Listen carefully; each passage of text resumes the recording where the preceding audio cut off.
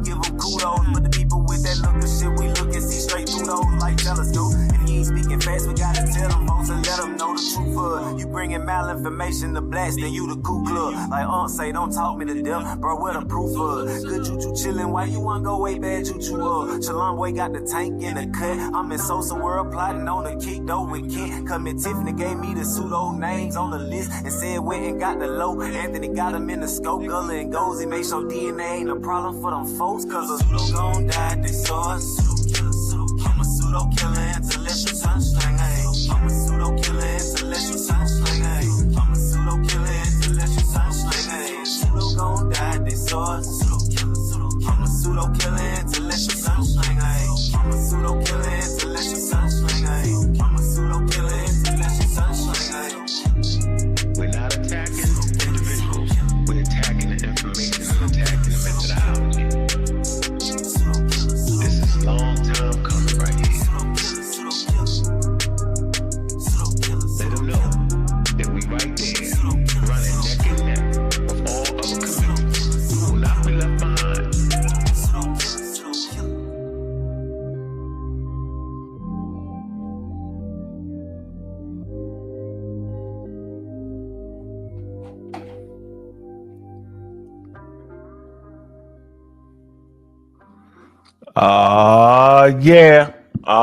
Yeah, man. Y'all know what this is, man.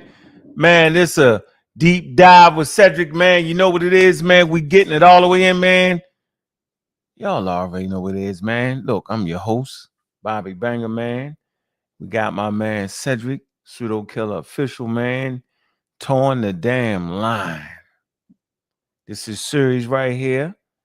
And he throwing it down, man. For all those that's interested, man, you need to be tuned in. Coming strong with the teachings, man. Go back and look at the previous shows, man. Look, Pseudo Killer official is on the case. What's good, Cedric? What it do? What it do? What it do? What it do? What it do? God Killer.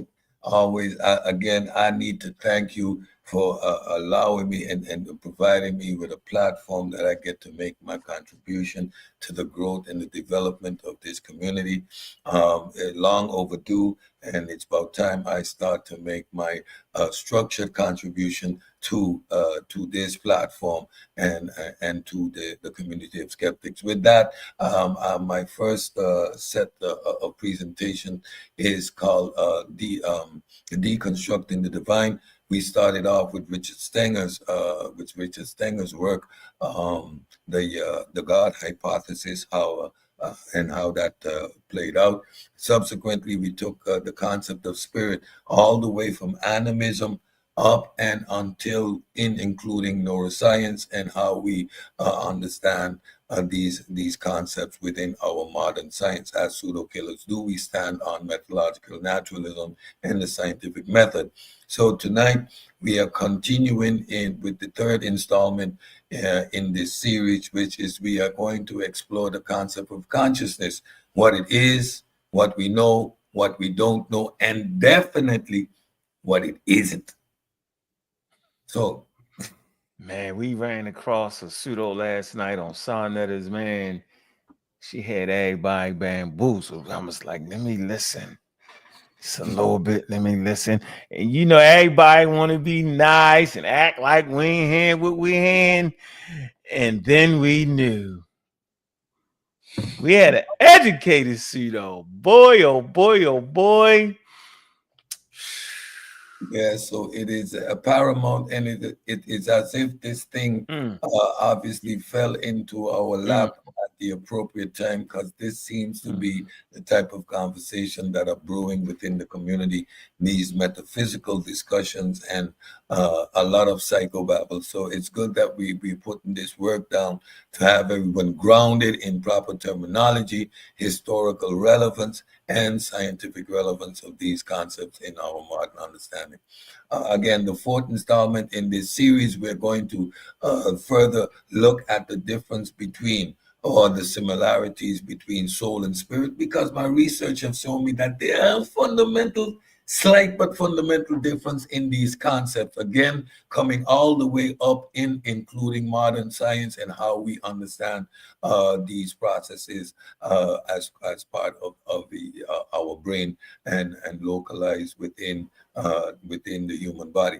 And then finally, why do we have these concepts? Why do we have concepts of spirit? Ultimately, it's because these are tools to cope with death and the afterlife. So that will be the final episode in this series. That will be about in 2 weeks' time, where we will explore the concept of death, the afterlife, and these things. That will be rounding off this series. I think it would ground us fundamentally as a community when we're having these discussions and how we deal with these things, even from a psychological perspective. We're not here to dismantle anybody's understanding. We're just here to put things in its proper context and perspective, grounded in what these philosophies and scientific. Well, I tell you what, speak for yourself. Miss Tiff, Pseudo Killer Official, what it do, what it do, what it do. Mac Rob is in the building.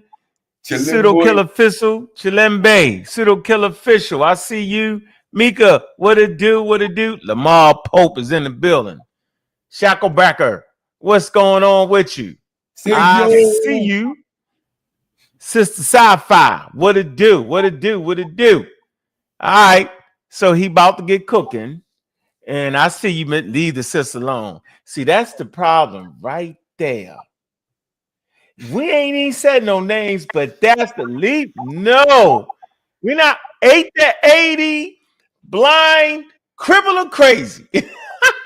Male or female can get it. Anybody can get it. Africans can get it. Mexicans can get it. And sure as hell the damn pseudos will get it. But it ain't what we doing. That ain't what we doing tonight. But I heard a lot of pseudo twinge. I heard it. I was like, I hear it. And then we knew all of a sudden, oh, y'all messing with me because y'all don't want to deal with an educated woman. I'm like, oh, hell no. We ain't got nothing but educated women on the pseudo killers, and they don't be pseudo. So you can't get us with that. Pow, pow, pow. All right, let me get off that, man. Come on, man. Go ahead. Hang out, man. I ain't starting no trouble, man. A lot of people gonna get mad at that because they swear she was a doctor. This all I want to say is, if you don't know that having a 4-year degree, a bachelor's in science. Hold on. Wait. Hey, look. I'm not going to really do it. Look, I'm not going to really do it. Look, I promise you, Cedric. Look, I'm not. I just want to show you something. I'm not going to really do it. I'm not. All I want to do, I just want to do this. I'm going to let you cook. I swear to goodness. But all I know. Hold on. With all I know, I'm going to show you. Hold on. This is fine. This is funny. Look. We've already been through this before. Hold on. Wait, watch this, yo. Watch this. Y'all gonna get my point. Look. Y'all gonna get my point. Hold on. Y'all gonna get my point, man. Hold on. Let me get this. Is this it? No, that's not it. Hold on. Watch this, Cedric. Watch this. I just looked at. Hold on. Shoot. My man, he had to. Hold on. Y'all had to. Sonetta, just play the video. This was a good one. Hold on. Let me get this off there. Wait a minute. 1 second. 1 second. Hold on, y'all. 1 second. Let me show you this. Y'all gonna get my point. Bear with me, ladies. Hold on. Wait. Nah, this ain't it. What is they doing? Hold on, y'all. Hold on. Wait. Hold on, yo. God damn. What is Sawnutters 2? He just played that video. 1 second. Let me get it. Hold on. Where is it? He just had it. He played an old joint we had on. Hold on, man. I just went in there. Hold on, man. I know he still got that up. He just played it and he showed a picture of something I want to show y'all. I don't got to say nothing else. I don't. Let me see this. Hold on. Let me see if this came in the thing. Man, did you watch it today, Cedric? I saw it up, but after it already. It's on Sonetta Studios, right?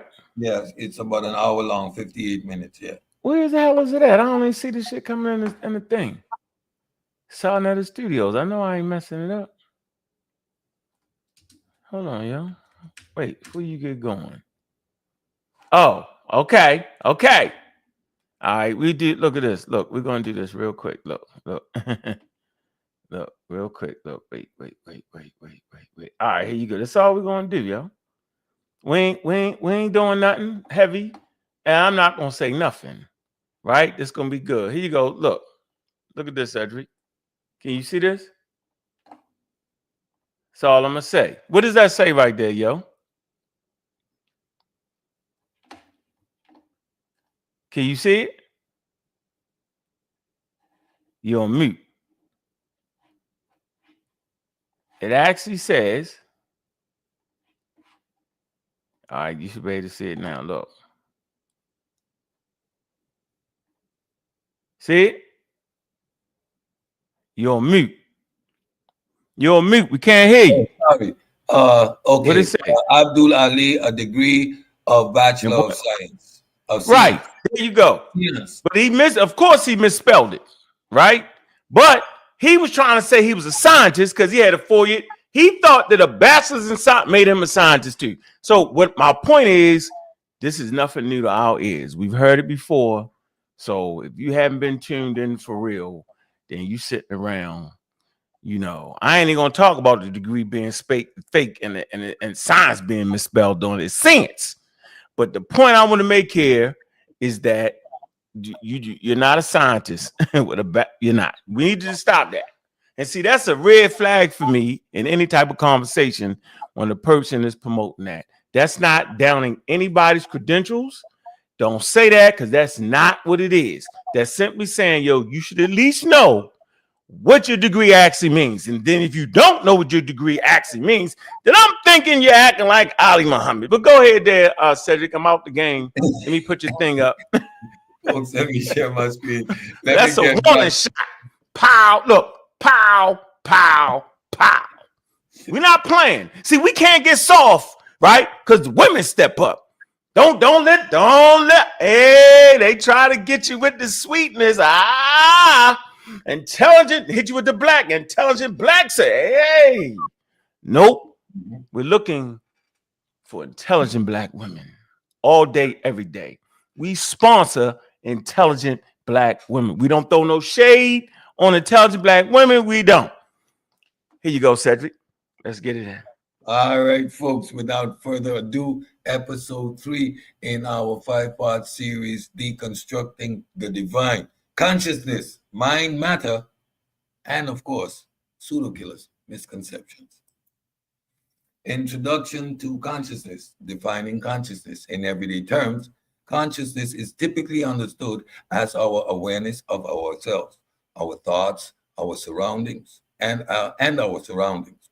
It is the quality or state of being aware of an external object or something within oneself. When we say someone is conscious, we usually mean that they are awake and aware of the world around them. In scientific terms, consciousness is often defined more precisely as the state of being aware of and able to think about one's own existence, thoughts, and the environment. It involves the ability to experience and respond to stimuli, as well to be aware of and reflect on one's mental state. Neuroscientifically, consciousness can be seen as a complex product of neural processes in the brain, yet its exact nature remains elusive. It's tied to cognitive function like perception, attention, memory, and emotional experience. The central mystery of consciousness. The central mystery surrounding consciousness can be summed up in three key questions. One, what is consciousness? At its core, consciousness is the experience of being aware, of having thoughts, sensations, and emotions.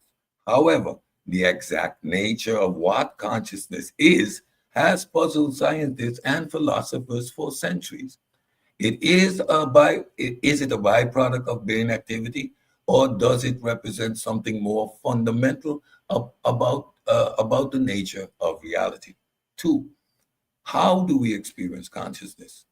We experience consciousness through our subjective perceptions of the world around us, as well as our internal reflection on those perceptions. These experiences are unique to each individual, raising the question of how and why our brain produced this internal first-person perspective. While we understand many of the neural mechanisms involved in perception, memory, and attention, the subjective aspect, often referred to as the qualia, remains deeply mysterious. The quality of one's experience, one's personal own experience, is quantified as qualia. That's the word they use for that. What causes consciousness? Third question. The question of causality is perhaps the most profound. We know that consciousness correlates with brain activity, but what about the connection between the physical processes in the brain and the subjective experience itself? How do neurons firing in specific patterns translate into the awareness we experience? This is often referred to as the hard problem of consciousness, a term coined by philosopher David Chalmers to describe the gap between objective brain processes and the subjective experience. Ultimately, while scientific advancements have helped us understand how consciousness might emerge, the question of why and how it arises from brain activity remains one of the most intriguing and unresolved puzzles in both science and philosophy. Now, that is totally 100% honest about the state of the field at this moment. Now, let's go into some of the concepts and further unpack what we are talking about. Dualism versus physicalism. The mind-body problem. Dualism, the view of mind and body as separate entities. Dualism, famously associated with Rene Descartes, posits that the mind and body are functionally distinct. Descartes argued that the mind or soul is a non-material thinking substance, while the body or brain is composed of material substance. According to dualism, consciousness and subjective experience cannot be fully explained by the physical processes of the brain alone, suggesting the existence of non-material mind or soul. Arguments for dualism. The central argument for dualism is the subjectivity of consciousness, or the presence of qualia, the internal subjective experience of sensory perceptions. For example, the experience of seeing the color red or feeling pain cannot be reduced to just neural processes. These experiences are inherently personal and are argued to not be explained by mere physical interactions in the brain. Dualists maintain that the qualitative nature of experience, what it feels like to be conscious, cannot be captured by the brain's physical mechanisms, As such, they assert that there must be something beyond the physical brain, often referred to as the soul or mind.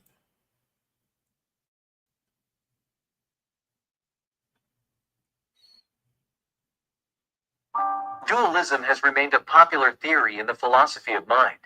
Dualists argue that mental processes cannot be reduced to physical processes, and that there is a fundamental difference between the mind and the brain. They also point out that mental events. All right, let's continue. Dualism versus psychism. The mind-body problem continues. Criticism of dualism. One of the major criticisms of dualism is the lack of empirical evidence for non-material substance. In the absence of physical evidence for a separate non-material mind or soul, dualism becomes increasingly difficult to defend in light of modern scientific discoveries. Neuroscience had made significant strides in linking brain activity with mental states, further challenging the idea of a separate immaterial mind. Additionally, dualism struggles to explain how a non-material substance, the mind, can interact with a material body, the brain. If they are truly distinct, how does a mind influence the physical brain, and vice versa? This is known as the interaction problem, and it remains one of the most difficult challenges for dualist theory. Take a listen. Introducing the Subway series, an all-new way to Subway. Not Just to go that. by name or number, and we'll do the rest. From irresistible cheesesteaks to our chicken sensations, chef-crafted greatness in every bite. Elevate your game only at Subway. Many Yeah, you apologists, can't.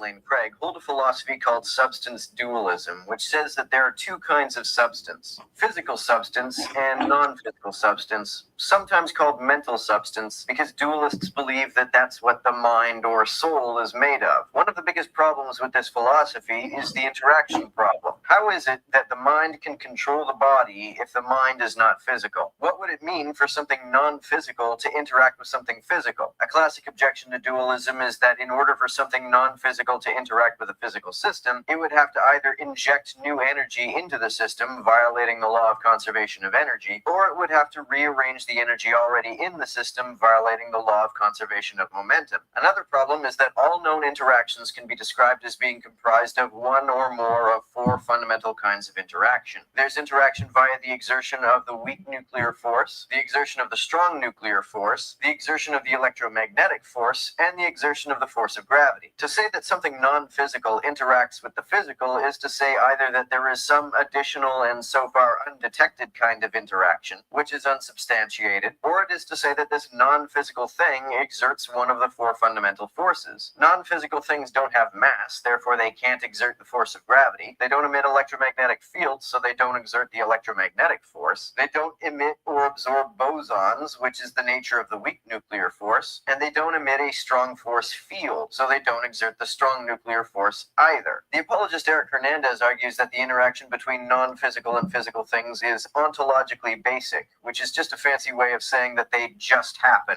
and no further description is possible or necessary. The problem with this is that we don't see interactions just happen. They always fall into one of the four above-mentioned categories. For more information on substance dual... So I hope you understand the problem with this concept of mind body being dualistic. If mind is immaterial, how does it interact with the physical? Based on what principles? Based on what premise? And how do you ground, meaning how do you empirically or epistemologically ground this concept? That is the problem that we're facing here with the interaction problem. Physicalist, materialist, the view that consciousness arises from physical processes. In contrast to dualism, physicalism or materialism holds that everything, including consciousness, arises from physical processes, particularly those in the brain. According to physicalism, consciousness is not a separate non-material entity, but a product of neural activity and brain function. Scientific evidence for physicalism. There is extensive evidence supporting physicalism from mute your mic, from neuroscientific studies. Research has shown strong correlations between specific brain areas and particular conscious experiences. For example, damage to certain parts of the brain, like the prefrontal cortex, can result in profound changes in personality, decision making, and awareness, suggesting that consciousness is tied to the brain structure and function. Additionally, brain imaging techniques such as fMRI and EEG allow scientists to observe neural activity in real time and see how specific patterns of brain activity correlate with conscious experiences. For example, seeing an image or making a decision. These correlations provide strong evidence that consciousness is deeply rooted in brain function.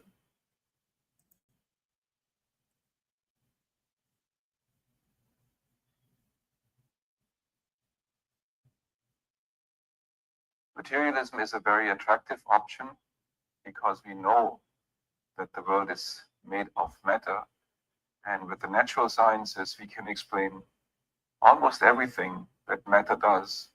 And if the mind would simply be the brain, there wouldn't be much of a problem. Of course, there's still lots of research we can do, but there's no deep problem.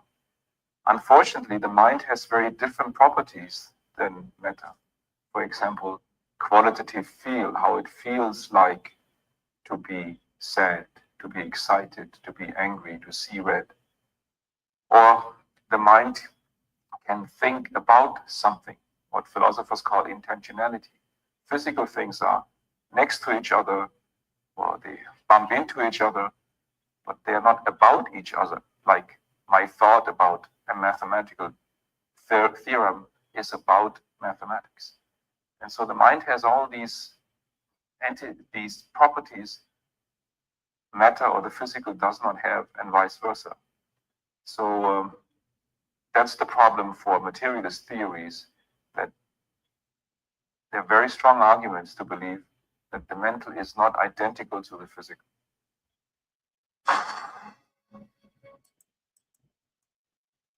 Challenges for physicalism. The hard problem of consciousness. One of the biggest challenges to physicalism is the hard problem of consciousness, a term coined by philosopher David Chalmers.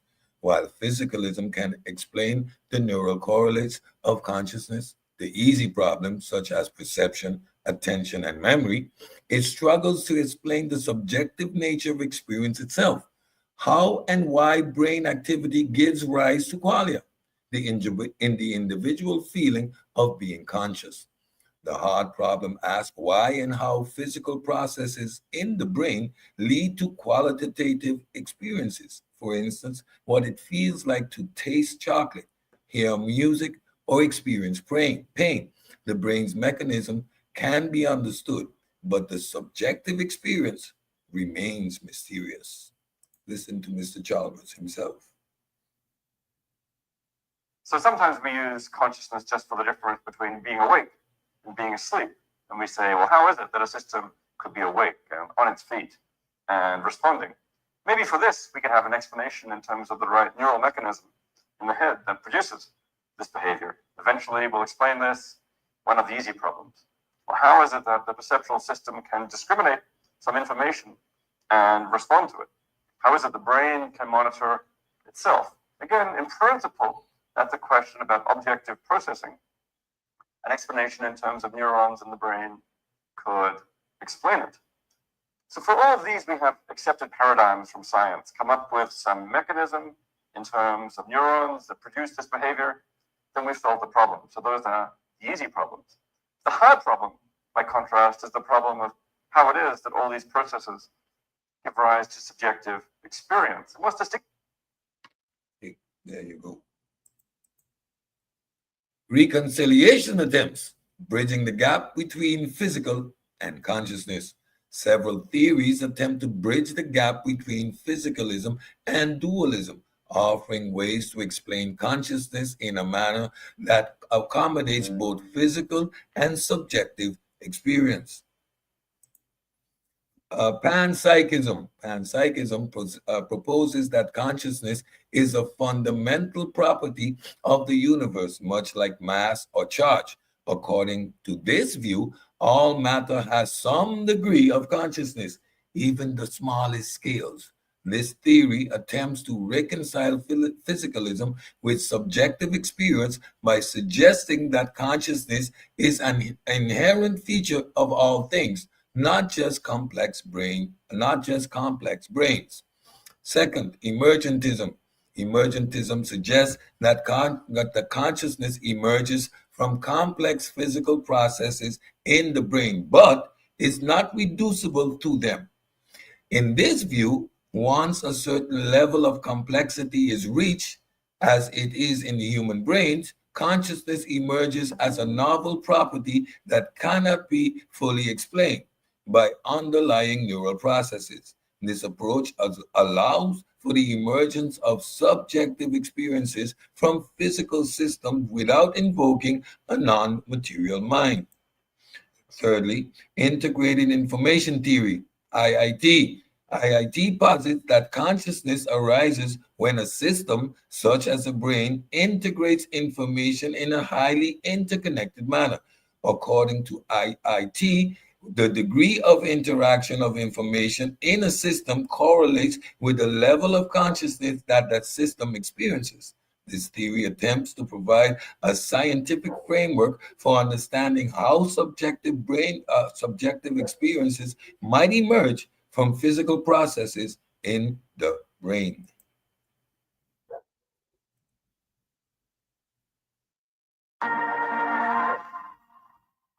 Now let's think about the universe as a whole.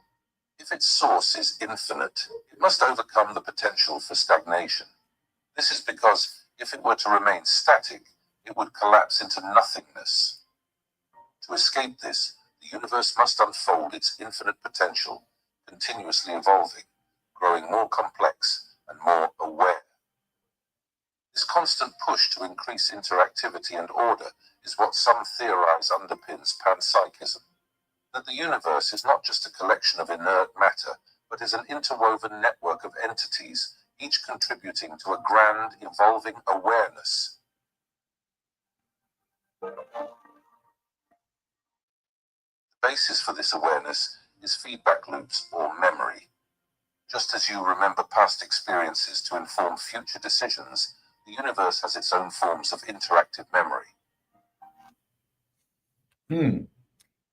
Hypothesis, theory, no actual evidence for panpsychism, but it is a nice hypothesis. And it can be deduced from the physical nature of reality. It's just a rewording and playing with that idea on a metaphysical plane.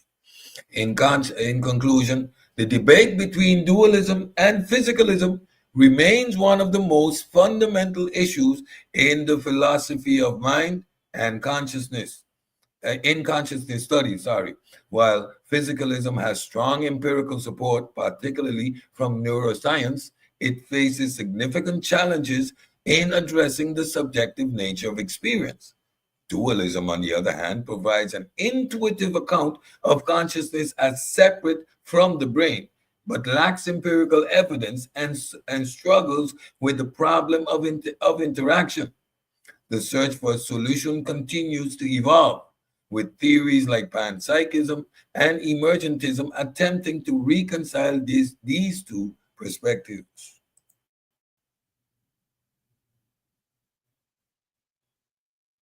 Imagine you're thinking about your favorite song. What exactly is happening in your brain? This question touches on the mind-body problem, a central issue in philosophy. René Descartes, the 17th century philosopher, proposed dualism, the idea that the mind and body are separate entities. He believed that while the body is physical, the mind is non-material and interacts with the body through the brain. In contrast, materialism asserts that everything about the mind can be explained by physical processes in the brain. Modern neuroscientists often support this view, suggesting that thoughts, feelings, and consciousness arise solely from brain activity. Despite advances in science, the debate between dualism and materialism continues. Are our minds more than just neurons firing in the brain, or is that all there is to our thoughts and consciousness? This mystery remains one of philosophy's greatest questions. All right, let us continue on this journey. So now we understand the problem. We understand what we know, what we don't know, what the situation is. Now, let's start to delve into what the pseudo killers do. Fallacies in out-of-body experiences, OBEs, near-death experience, NEDs, and other paranormal claims. This is where we get into the fun stuff. Common belief, out-of-body experience as evidence of mind-body separation. Out-of-body experiences, OBEs, are often interpreted as evidence that the mind or consciousness can exist independently of the body. During an out-of-body experience, individuals report the sensation of floating outside their physical bodies, sometimes observing themselves from a vantage point above or at a distance. Many people who experience out-of-body experiences describe it as though their consciousness is detached from their physical form, leading to the belief that consciousness or the soul, quote unquote, can exist separately from the brain and body. This interpretation has often been linked to spiritual or supernatural explanations, such as the notion that the soul is leaving the body. Scientific explanation. Shout out to Joel. Scientific explanation. Neurological factors behind out-of-body experiences. While out-of-body experiences are commonly interpreted as supernatural phenomena, modern neuroscience provides a more grounded explanation. Neurological factors are thought to play a significant role in the onset of out-of-body experiences. Research suggests that out-of-body experience can be triggered by disruption in brain perceptions of the body and its relationship to the surrounding environment. An out-of-body experience is a condition where you find yourself outside of your physical body, fully conscious and able to perceive and act as if you were functioning physically. With several exceptions, you can move through space and time slowly or apparently, somewhere beyond the speed of light. You can observe, participate in events, make willful decisions based upon what you perceive and do. You can move through physical matter such as walls, steel plates, earth, oceans, air, even atomic radiation without effort or effect. You can go into an adjoining room without bothering to open the door. You can visit a friend 3,000 miles away. You can explore the moon, the solar system, and the galaxy if these interest you. Or you can enter other reality systems. You can do a lot apparently when you're having an out-of-body experience. All right. Let's go a little bit more into this stuff here. Out-of-body experiences. Some key factors include: 1, the brain misfiring, disruption of the sense of self. Out-of-body experiences may occur when certain regions of the brain, particularly the parietal cortex, becomes disrupted. The parietal cortex is responsible for processing sensory information and helping the brain map the body's position in space. This is known as a body schema. When the brain's perception of the body is disrupted, whether due to a stroke, epilepsy, or other conditions, it can lead to the sensation of floating outside of the body. This misfiring may create a false sense of detachment from the body. Now, I had a stroke experience, not necessarily the same, but I put my left hand on the wall and my brain was having the firing. And at a certain point, I looked at my hand and it felt like it disappeared in the wall. And I was trying to pull my hand out of the wall. Now, consciously, I know that that's not happening. But that perception in that moment, it felt like my hand just slipped into the wall. I could not get it off. That's your brain misfiring. Secondly, sensory deprivation or altered states of consciousness. sensory deprivation, such as in isolation tanks or altered states of consciousness caused by drugs or extreme stress can lead to out-of-body experiences. In these states, the brain may become more likely to create vivid external perceptions of the self, even though the body remains in the same place. When external sensory input is reduced or altered, the brain compensates by generating these intense internal experiences, which can include the sensation of floating above oneself. Disruption in the temporora partial junction, the TJP, the TP, the TPJ. The TPJ is a region of the brain where the partial lobe and the temporal lobe meet, and it plays a crucial role in integrating sensory information. Research indicates that disruption in the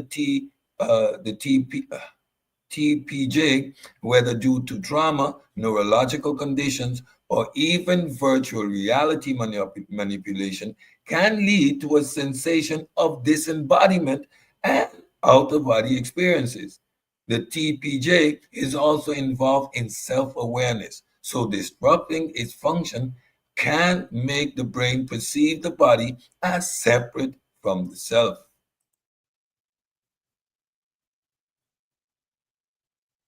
Did you know? Sensory deprivation effects. When a person is subjected to prolonged sensory deprivation, such as being in a dark and quiet environment for an extended period, they can start to experience hallucinations and altered states of consciousness. This phenomenon showcases how the human brain strives to maintain a level of stimulation, and when deprived of external sensory cues, it can create its own perceptual experiences, blurring the lines between imagination and reality.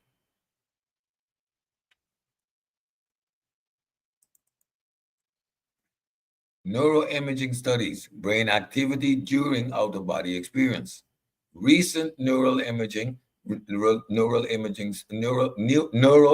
studies have provided further insight into brain activity associated with out-of-body experiences. For example, fMRI and PET scans have shown that areas of the brain involved in self-awareness and body representation, such as the partial cortex and the TPJ, are activated during out-of-body experiences. These studies suggest that when these areas are disrupted or misfiring, the brain creates the experience of being outside the body. One notable study used virtual reality to stimulate out-of-body experiences, where participants felt as though they were outside of their own bodies. The virtual reality experiment demonstrated that sensory manipulation could produce similar sensations of disembodiment, and brain scans show that this experience was linked to specific patterns of brain activity, reinforcing the idea that out-of-body experiences are products of neurological processes rather than evidence of an actual separation between mind and body. While out-of-body experiences have been historically interpreted as evidence of the soul or mind leaving the body, modern science provides a more plausible explanation rooted in neurological and sensory factors. The sensation of leaving the body can be attributed to the disruption of the brain's processing of sensory information, leading to the subjective experience of disembodiment. Neuroimaging studies continue to show that out-of-body experiences correlate with specific patterns of brain activity, providing further evidence that out-of-body experiences are phenomena rooted in the brain, not in supernatural or paranormal forces. I'm sorry.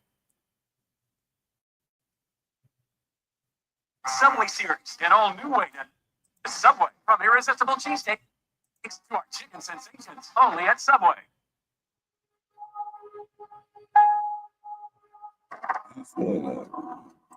Welcome to 2 Minute Neuroscience, where I simplistically explain neuroscience topics in 2 minutes or less. In this installment, I will discuss neuroimaging.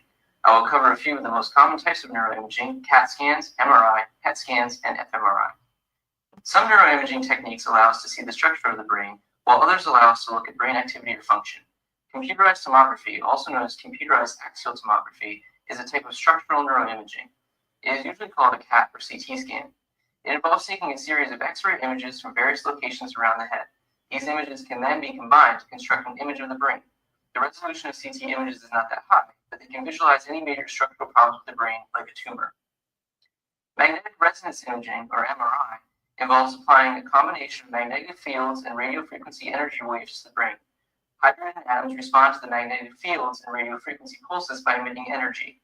The MRI machine receives this energy and can tell what part of the brain it came from. A computer can use that information to reconstruct an image of the brain that has high spatial resolution.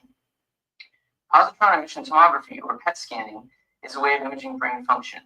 To do a PET scan, a patient is injected with a radioactive substance that emits positrons, which then emit gamma rays when they collide with electrons in brain tissue. These gamma rays are detected by the PET scanner. Because the radioactive substance was injected into the bloodstream, what the PET scanner is detecting is the movement of blood throughout the brain. Blood flow to an area of the brain increases when that area is active, so PET scanning creates an image that highlights the areas of the brain that are being used most while the person is in the scanner. Functional MRI, or fMRI, uses a similar approach to MRI, but focuses on the different responses oxygenated and unoxygenated blood make to magnetic fields and radiofrequency energy. fMRI uses what is called blood oxygen level dependent contrast, or BOLD, to identify changes in blood flow in the brain, and thus to identify areas of the brain that are most active. fMRI allows one to image brain function without having to inject anything, and provides high-resolution MRI images at the same time as it provides a functional image. There you go. Got a quick idea of what this is all about. Now let's continue. Near-death experience, slightly different or fundamentally different than out-of-body experience, but it is the same concept of the quote-unquote soul leaving the body. Common beliefs: near-death experiences as proof of an afterlife or spiritual realm. Near-death experiences are often interpreted as evidence of an afterlife or spiritual realm. People who have experienced a near-death experience typically describe a range of vivid phenomena, such as feeling of floating outside the body, traveling through a tunnel towards a bright light, encountering deceased loved ones, or experiencing a sense of peace and detachment from the physical world.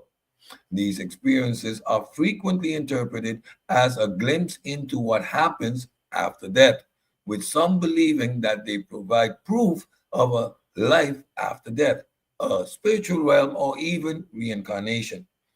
Many people who have near-death experience feel that they have transcended the physical body and entered a realm beyond the material world, which can lead them to believe in a non-material soul or an afterlife. These experiences often become deeply meaningful, shaping individuals' view on death and spirituality.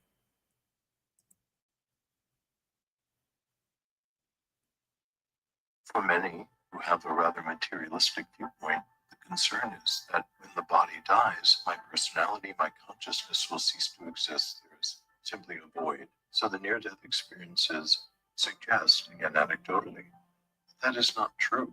So there are many experiences of this type that are verified and call into question just what you're talking about, Joseph, of is our being, our consciousness, our sense of self limited to physiology? I read about one case where a man was at the ceiling in the ER or wherever he was being operated on, and he saw on top of an 8-foot cabinet there was a quarter. And he saw that it was a quarter from 1985. And he reported that, and they went and they got a ladder, and they climbed up, and they got the quarter, and it was from 1985. There's a number of these that have been, corroborated, and it's quite extraordinary. Anecdotal at best, but anyway. Scientific explanation: neurological, neurochemical, and psychological factors.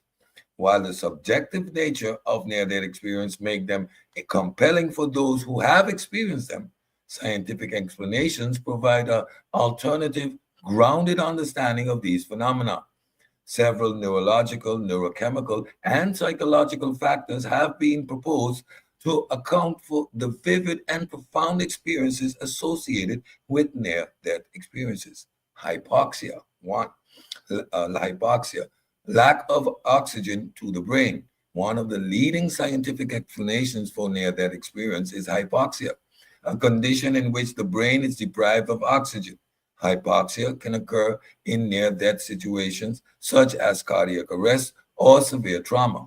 Low oxygen levels in the brain can lead to hallucinations, a sense of detachment from the body, and a distorted sense of time and space. These symptoms aligned with common features of near-death experiences, including feeling of floating and encountering with light or tunnels. Neurochemical factors, endorphins and DMT. Endorphin release in response to extreme stress or trauma, mm, uh, or trauma sorry, in response to extreme stress or trauma may also contribute to the euphoric and peaceful feeling reported during near-death experiences.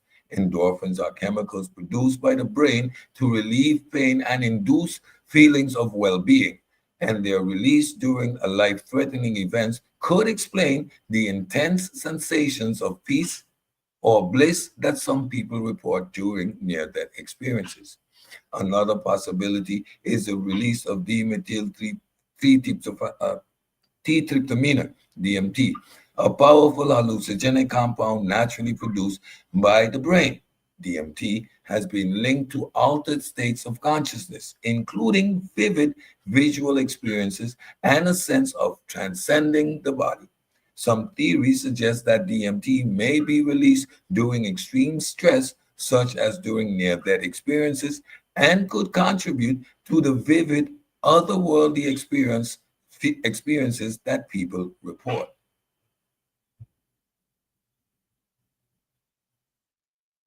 Dive into the intricate world of neurochemistry, where every thought, every feeling hinges on the delicate dance of dopamine and serotonin.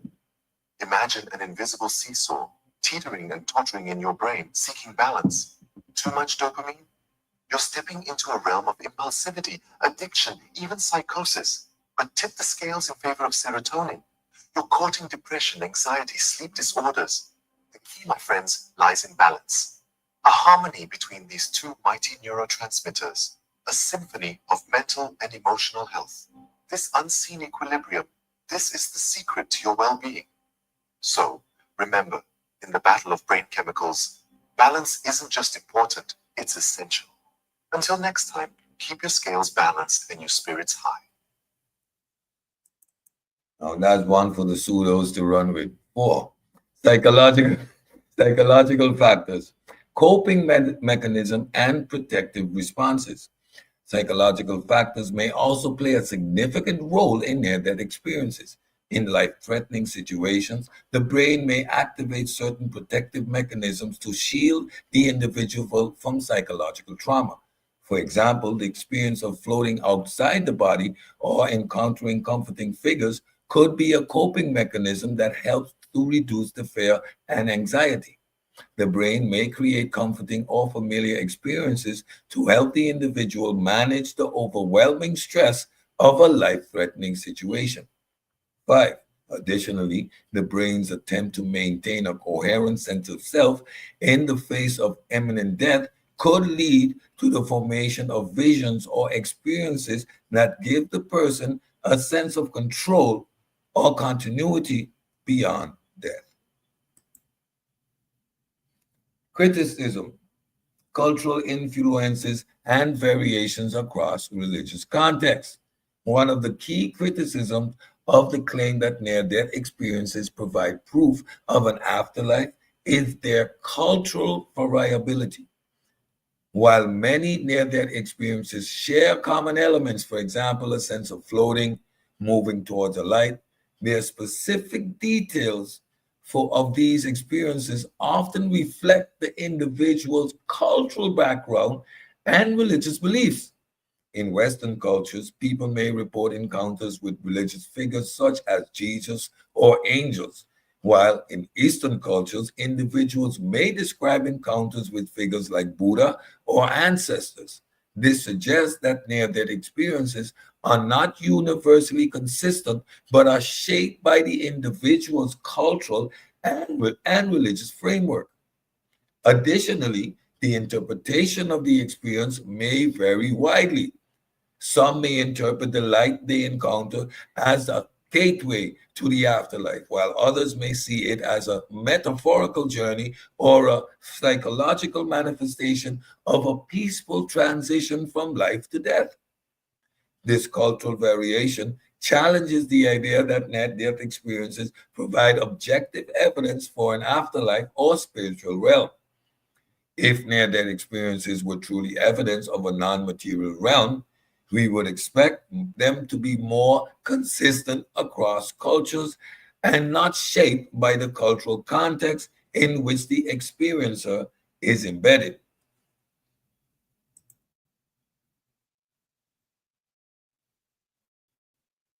In fact, the people who say they are dying in their hospital bed and they lift up and they see themselves, they look back on themselves. That's a very common What about this? Yeah, very common. So you got the experiment for that, okay? You got the experiment. You set up a ledge above the bed, okay? Okay, these are people who had near-death experiences, right? They saw themselves and then they went back. So you set a ledge up above the bed, and then you write something, a simple saying like "roses are red" or "the sky is blue." Okay, you put that on top. Don't tell the person who is dying. When they say they went up and saw themselves, they would see this thing that you wrote and get them to tell you what it said. Oh, that's rough. It says it's a quarter from 1987. That's what it says. That experience continues. While near-death experience are often taken as evidence of an afterlife or spiritual realm, scientific explanations point to neurological, neurochemical, and psychological factors as the most plausible causes. Hypoxia, the release of endorphins or DMT, or psychological coping mechanisms all contribute to the vivid experiences reported during near-death situations. Additionally, the cultural variability in near-death experiences further challenges the idea that these experiences are universal proof of an afterlife. Instead, they appear to be subjective experiences shaped by individual biology, psychology, and cultural context rather than evidence of the existence of a spiritual realm. I'm sorry, folks. Brain structures involved in self-awareness. Neuroscience of self-awareness. Sorry, brain structures involved in self-awareness. Self-awareness is the capacity to reflect on one's own thoughts, emotions, and existence. While often taken for granted, self-awareness is a complex mental phenomena that emerges from coordinated activities in several areas of the brain. Neuroscience has identified key brain structures responsible for enabling the experience of the self. Key brain regions: prefrontal cortex, PFC, the prefrontal cortex, especially the medial prefrontal cortex, MPFC, plays a crucial role in self-referential processing, including introspective, decision-making, planning, and moral reasoning. It's the seat of the executive function, allowing us to reflect on ourselves and stimulate future scenarios. Partial lobe, the partial cortex, particularly the posterior partial cortex, integrates sensory information and helps construct the brain's body scheme, an internal model of the body in space. This area contributes to spatial awareness and the sense of being located within the body, plays a vital role in one's self-embodiment, sense of embodiment. Anterior cingulate cortex, the ACC. The ACC is involved in emotional regulation, error detection, and conflict monitoring. It contributes to self-awareness by helping individuals evaluate their own behavior, monitor internal states, and regulate responses based on emotional and cognitive input. The next couple of slides are going to be very interesting. Stick with me. Human brain, the command center for our thoughts, emotions, and movements. First up, the cerebrum, the largest part. It's responsible for memory, problem solving, and the senses. Diving deeper, the cerebellum sits at the back. This part ensures our movements are smooth and our posture balanced. Now, let's explore the brainstem, the body's autopilot. It controls our breathing, heart rate, and wakefulness. Enter the limbic system, the emotional heart of our brain. It governs feelings, motivation, and memory. Next, the hypothalamus, a tiny but mighty area. It keeps our body's internal environment stable and manages hunger and thirst. Lastly, the hippocampus, the keeper of memories. It helps turn short-term memories into long-term ones, essential for learning. All right. Why is this important? Because this is not that is not something that we can just take for granted, as you see as we continue to go. The mirror test, a window into animal self-awareness. The mirror self-recognition test, developed by psychologist Gordon Gallup Jr., assesses whether an animal can recognize itself in a mirror. This test typically involves placing a mark on an animal's body in a place it cannot see directly, for example, its forehead. If the animal uses the mirror to investigate or attempt to remove the mark, it is taken as evidence of self-recognition and, by extension, a basic level of self-awareness. Species that have passed the mirror test include great apes, chimpanzees, orangutans, bonobos, dolphins, elephants, magpies, birds, and some ants. The test remains controversial, however, as failure may reflect a lack of interest or differing sensory modalities, not necessarily the absence of self-awareness. The test raises important questions. Is self-awareness a binary trait, or does it exist on a spectrum?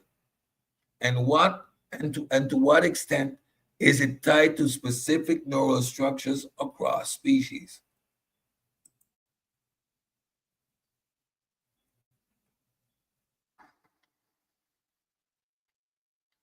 See, trying to get it out.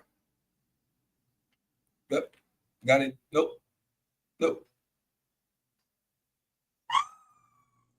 Oh, all right. I can't hear it, Cedric. No, there's not much being said. Okay, all right. Yeah. This is just visual.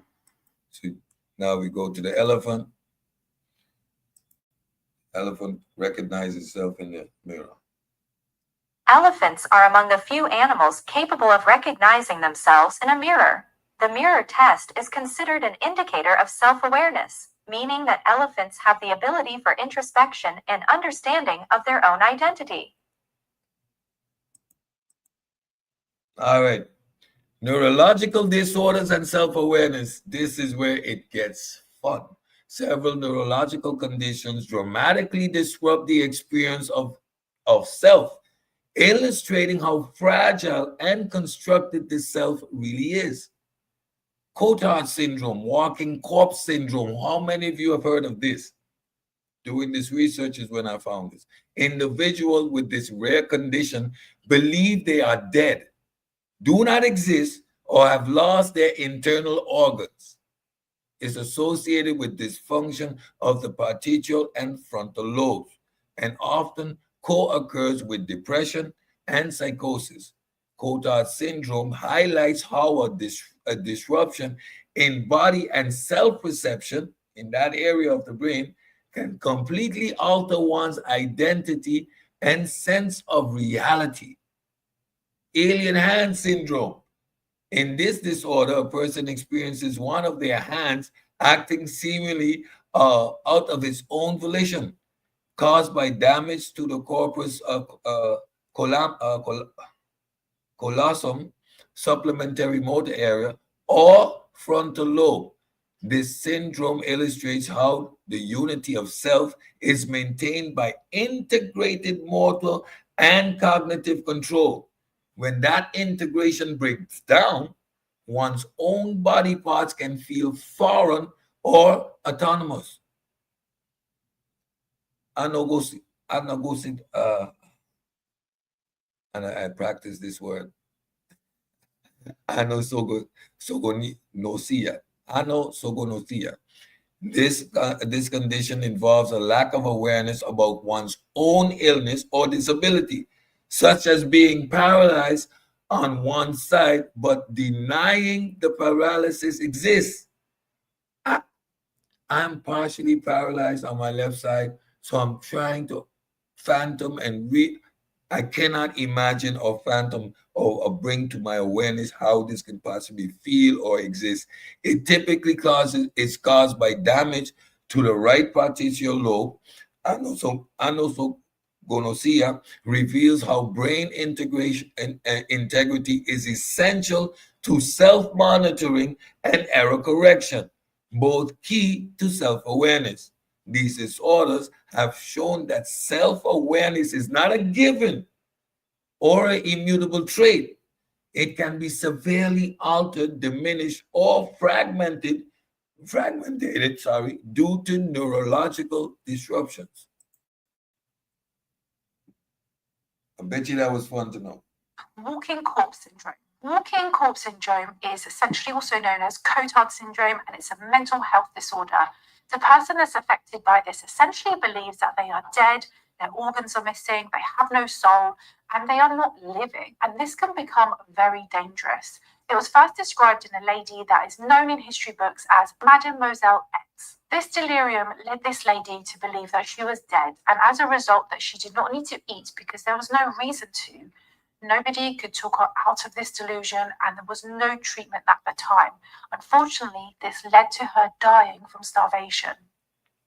Wow. Go figure.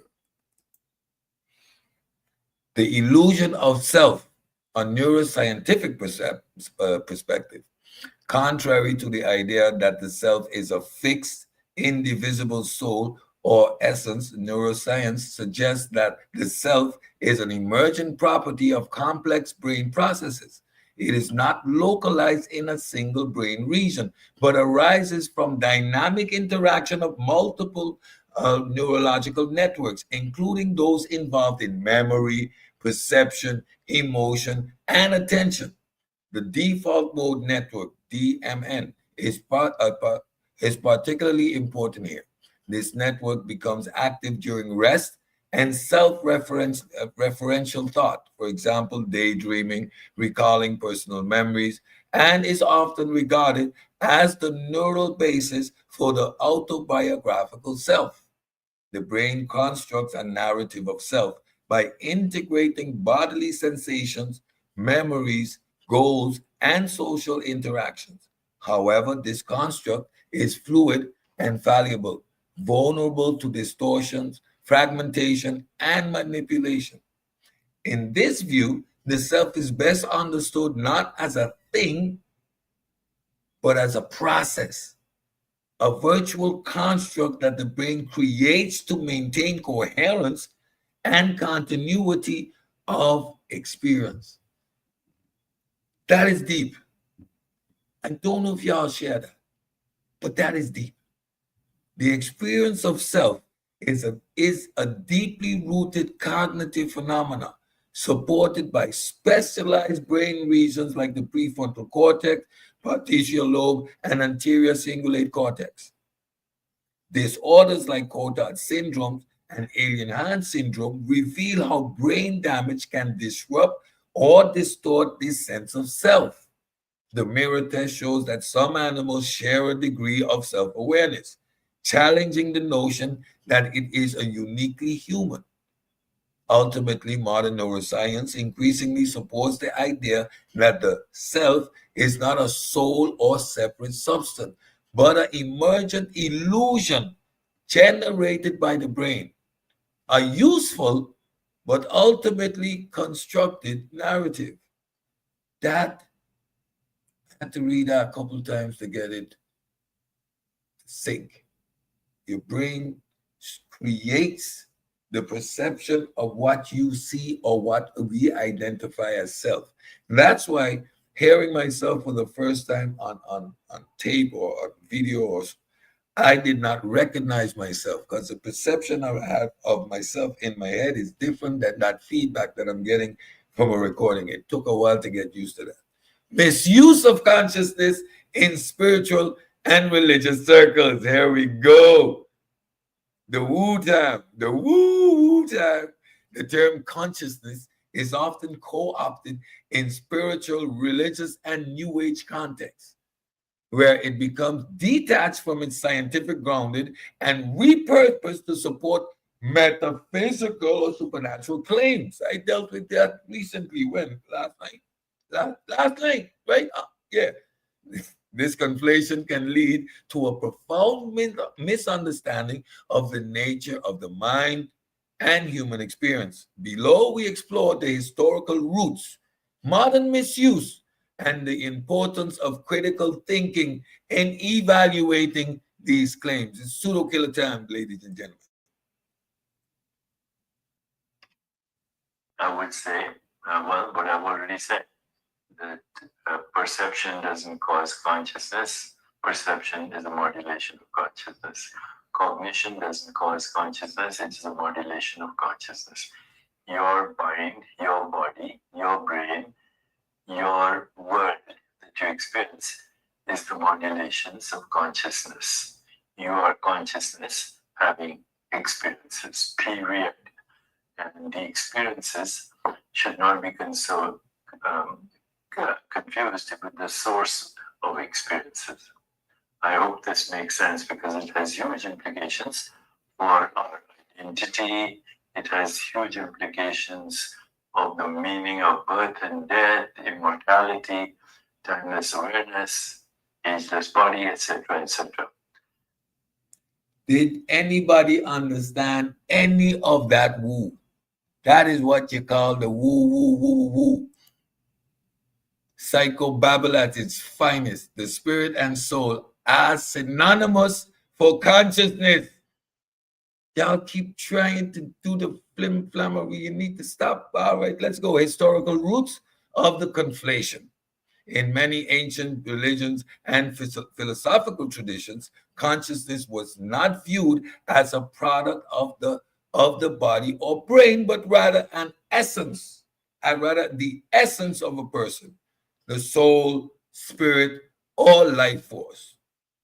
The Platonic, the Platonic and Cartesian dualism.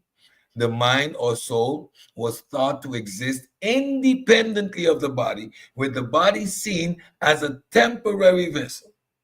Again, in Platonic and Cartesian dualism, the mind or soul was thought to exist independently of the body, with the body seen as a temporary vessel. Remember, the soul leaves the body, or the spirit goes back to God, and the soul is what is the character, but it's immortal because the soul can't die, and all that made up stuff.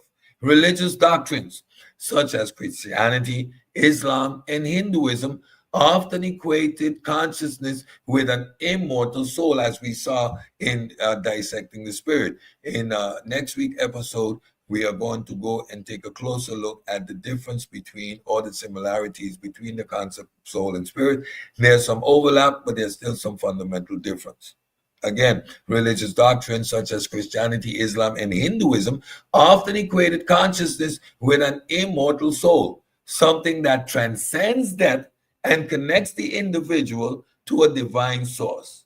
This dualistic view persists in many belief systems today, reinforcing the idea that consciousness exists outside or beyond the physical brain. Theological framing. Within theistic framework, consciousness is often regarded as divine or immaterial. God is described as pure consciousness or omniscient mind in many spiritual doctrines. Human consciousness is seen as a spark of the divine, made in the image of God, that is believed to separate the soul consciousness from the body, implying dualism without empirical support, though. That part we need not forget.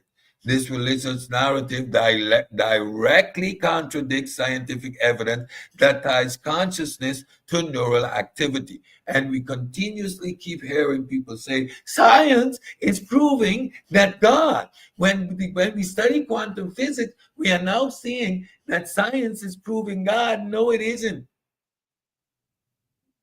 No, it isn't. Stop that. We know better.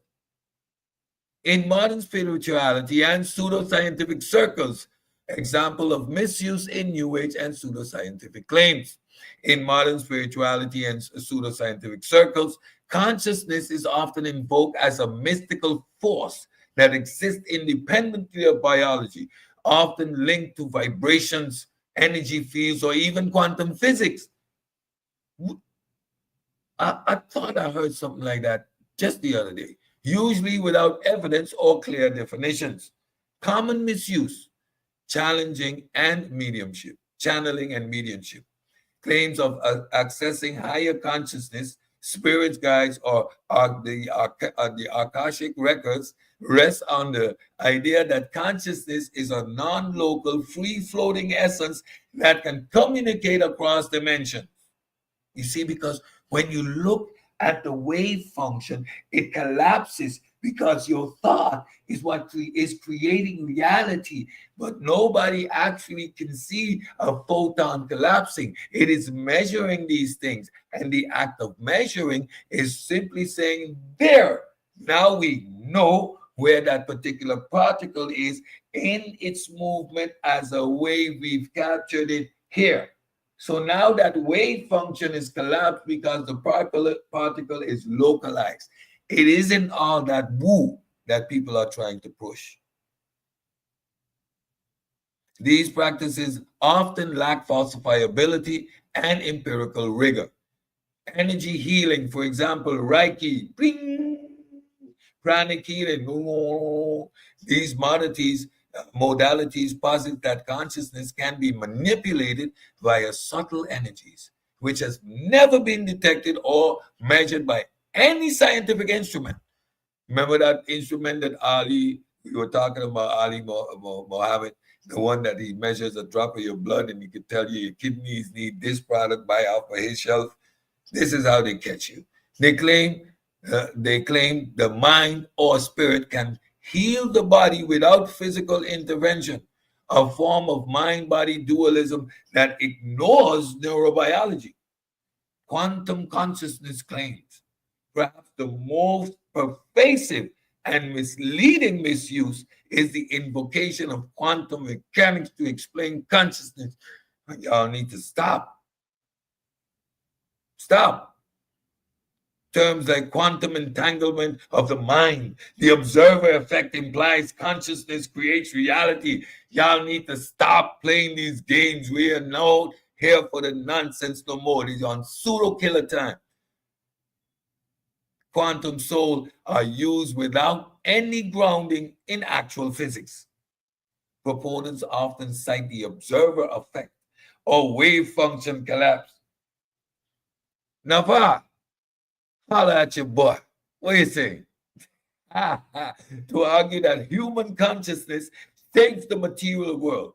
However, in quantum mechanics, the observer is any measuring interaction. And this part is the most beautiful part. Don't get this wrong again. Not a sentient mind.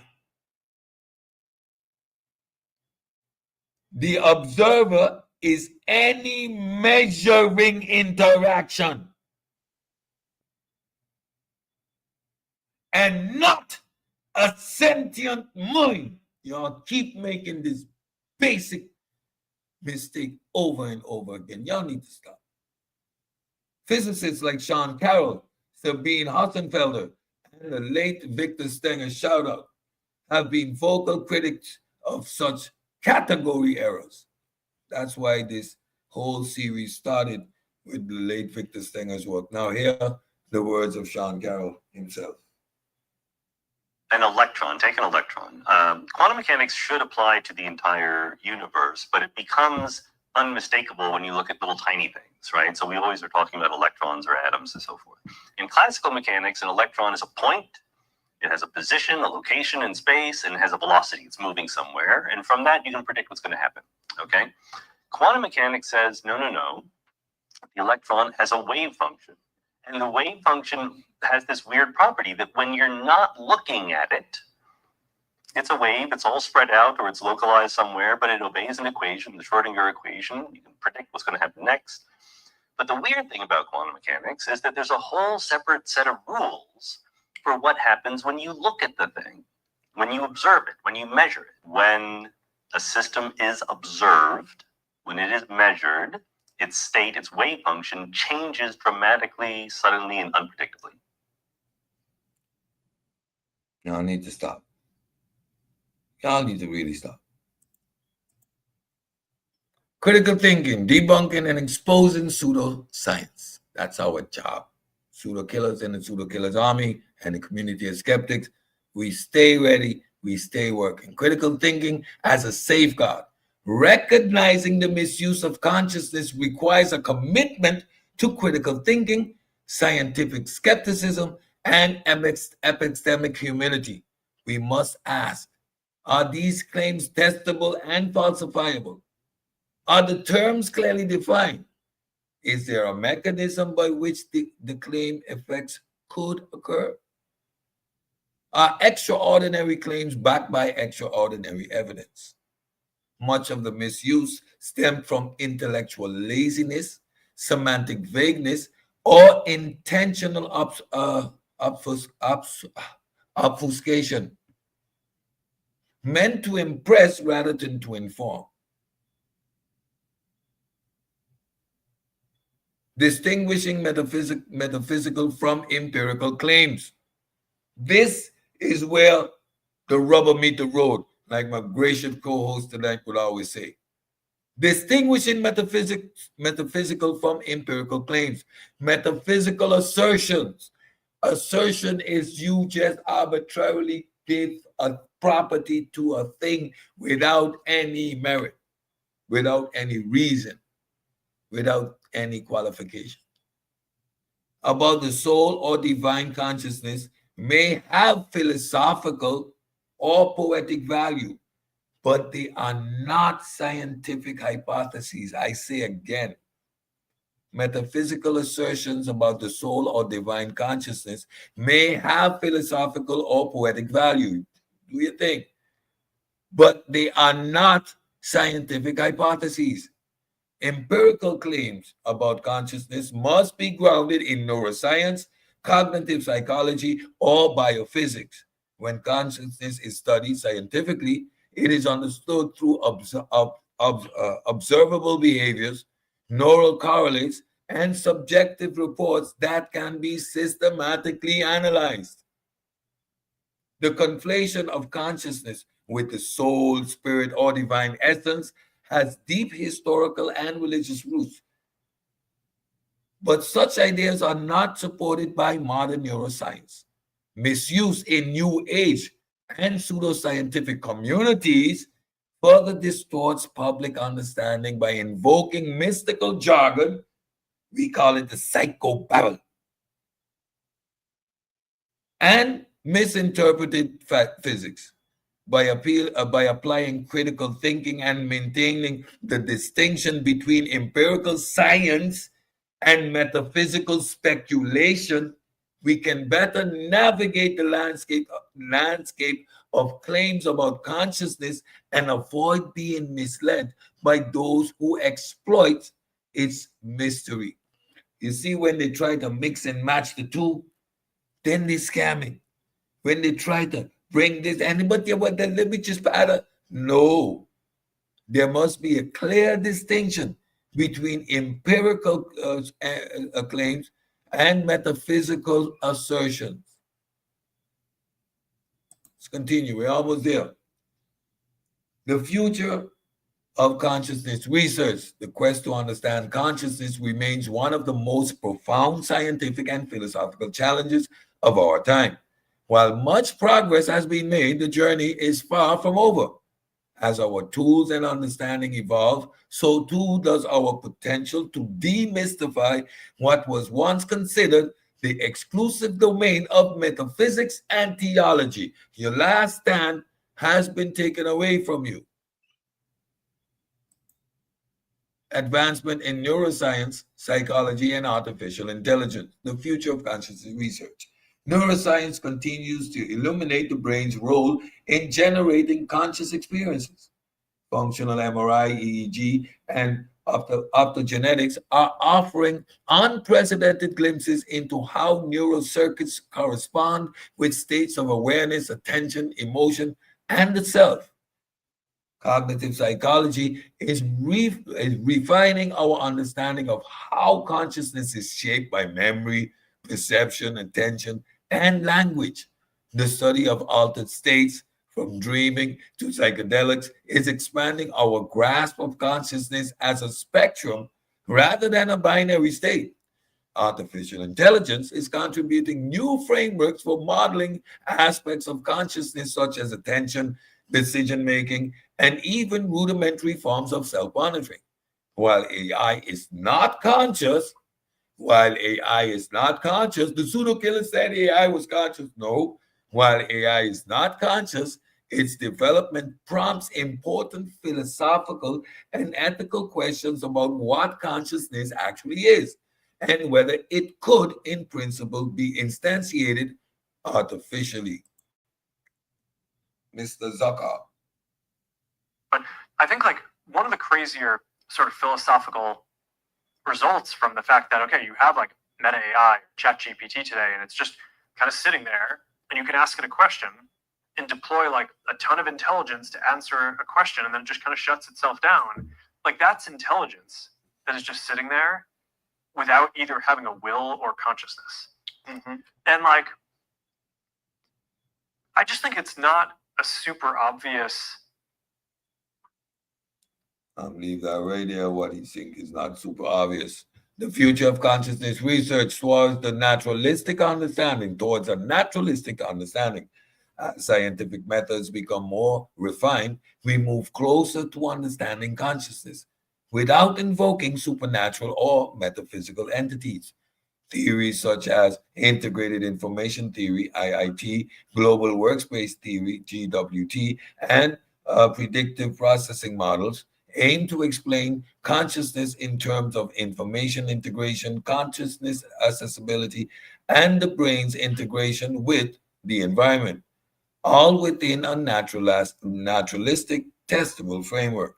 These models are still being debated, but what unites them is their commitment to empirical evidence and explanatory power rather than mysticism. The future of consciousness research, the role of skepticism and scientific inquiry in a field riddled with speculative and often pseudoscientific claims. Skepticism is not cynicism. It is a necessary guardrail that keeps us from mistaking wishful thinking for reality. Skepticism urges us to ask hard questions and demand testable hypotheses. Scientific inquiries ensure that our conclusions are based on evidence, reason, and reproducibility, not dogma or tradition. By separating fact from fiction, science protects the integrity of consciousness studies and ensures that genuine discoveries are not lost in a sea of spiritual and pseudoscientific noise. Final thoughts. The future of consciousness research is promising, not because we have all the answers, but because we know because we now have the tools, methodologies, and critical mindset to seek them.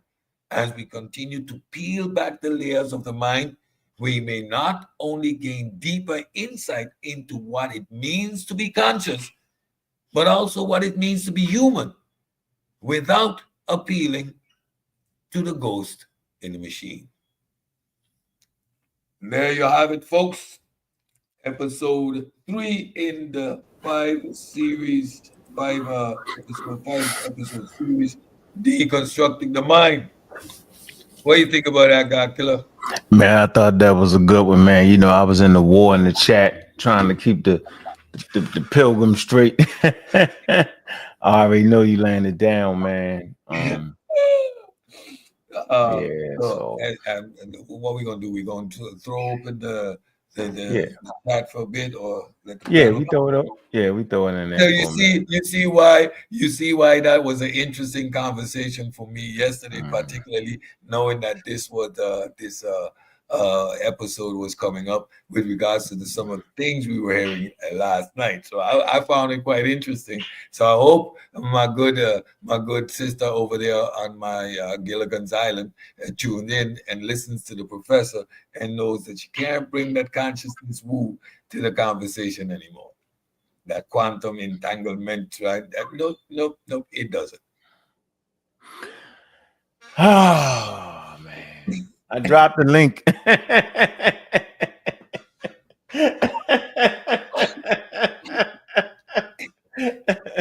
I'm trying to hold it all the way back, bro. Hold it back, hold it back. Hold it up, hold it up.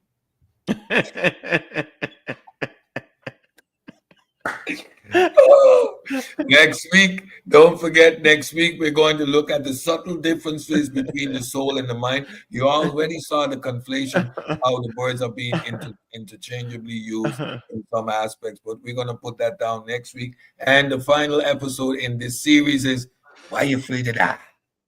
We all gonna die. We're gonna talk about death, the afterlife, concept of the afterlife, reincarnation, all that good stuff. So that will take us and round off this series D, constructing the divine. And stay tuned because I got a whole load of series lined up for y'all. Just got to produce them and get them out. With Pseudo Killers, we are putting down a body of information, a body of knowledge to combat the pseudoisms, the misinformation, and the abuse of certain philosophical parameters and paradigms within our community. Yeah, Miss Tiff, this wasn't a drive-by. This was just a teaching. It never was, yo. This was a lecture. They gonna swear you talking about them. There's a rule, yo. If a person don't say your name, yo, let them have some fun, yo. It don't get serious to a person say your name, yo. You could be talking about any pseudo. You know how many pseudos and swore they was doctors and lawyers and all that we surrounded by them. I remember young Pharaoh. You know what they told me about young Pharaoh? Yo, they was like, yo, he young, give him a chance. They did me, remember that? Yeah. I was like, it's a pseudo. Nah, I can't believe you. Give him a break. Wait a minute, yo. I always thought we should set the standard, yo.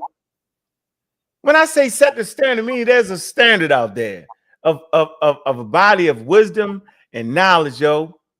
Right? It is, and that the world has established.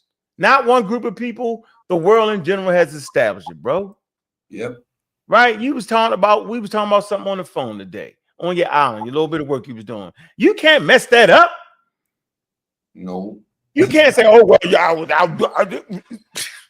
you didn't kill the island. Hit the wrong button. I'm saying, man, some jobs are very serious. And science jobs are very serious, yo. You get my point, Cedric. There's no room. Nope. Right? If you come in representing a certain thing, then you got to be that thing. Yo, and other affluent communities, yo. Right? If a person got to be what they say they are, yo. You can't, there's no room. Well, let them grow. Okay, grow somewhere else. Well, if you're going against the standard, right, then get it. I know people call me out on it. That's how I learned, Cedric. When a person called me out on it, either I stood up and fought their ass until I ain't had no more fight in me, and I realized I just was wrong, right? But I didn't get mad. But if they would have took it light on me, yo, I wouldn't be who I was today, bro. When it comes to this thing called science. Like you, come on, yo. And we're not working at absolute, yo, but there's some things has been established, yo. We've done videos on it, right? Yeah. We've actually done communications on what a degree is, what it ain't, what this is, yo. Come on, yo. What's up, Solar Mind?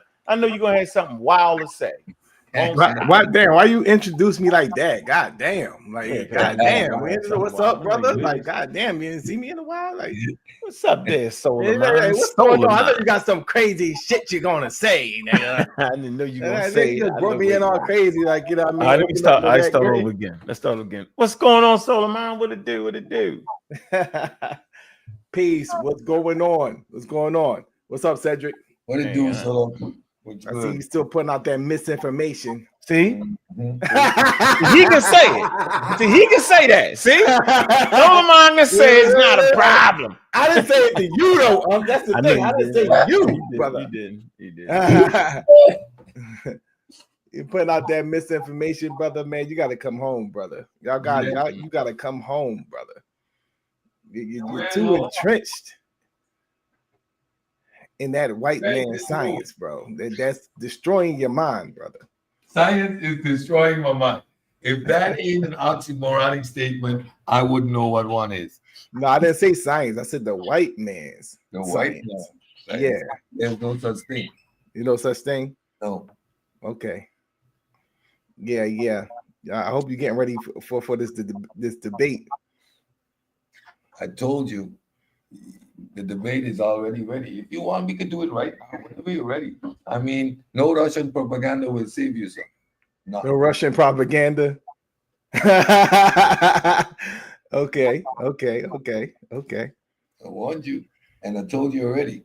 Since you're making this claim, Ankh already called the Nobel Peace Prize because we have a Negro here that is going to explain to us how in the 70s, scientists produced an endogenous retrovirus in the lab.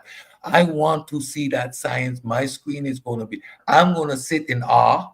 I'm going to declare you the winner once you provide us with the chemical process. Now, you know you're not going to do that, bro. Oh, so you can't do that? No, you know when I do it, you're not going to declare me the winner is what I'm saying. When I show you, you're not going to declare me the winner. You're not going to do that. You're going to do a lot of explaining. That's what you're going to be trying to explain your way out this information. That's what you're going to be trying to do. You're going to be trying to do a lot of explaining.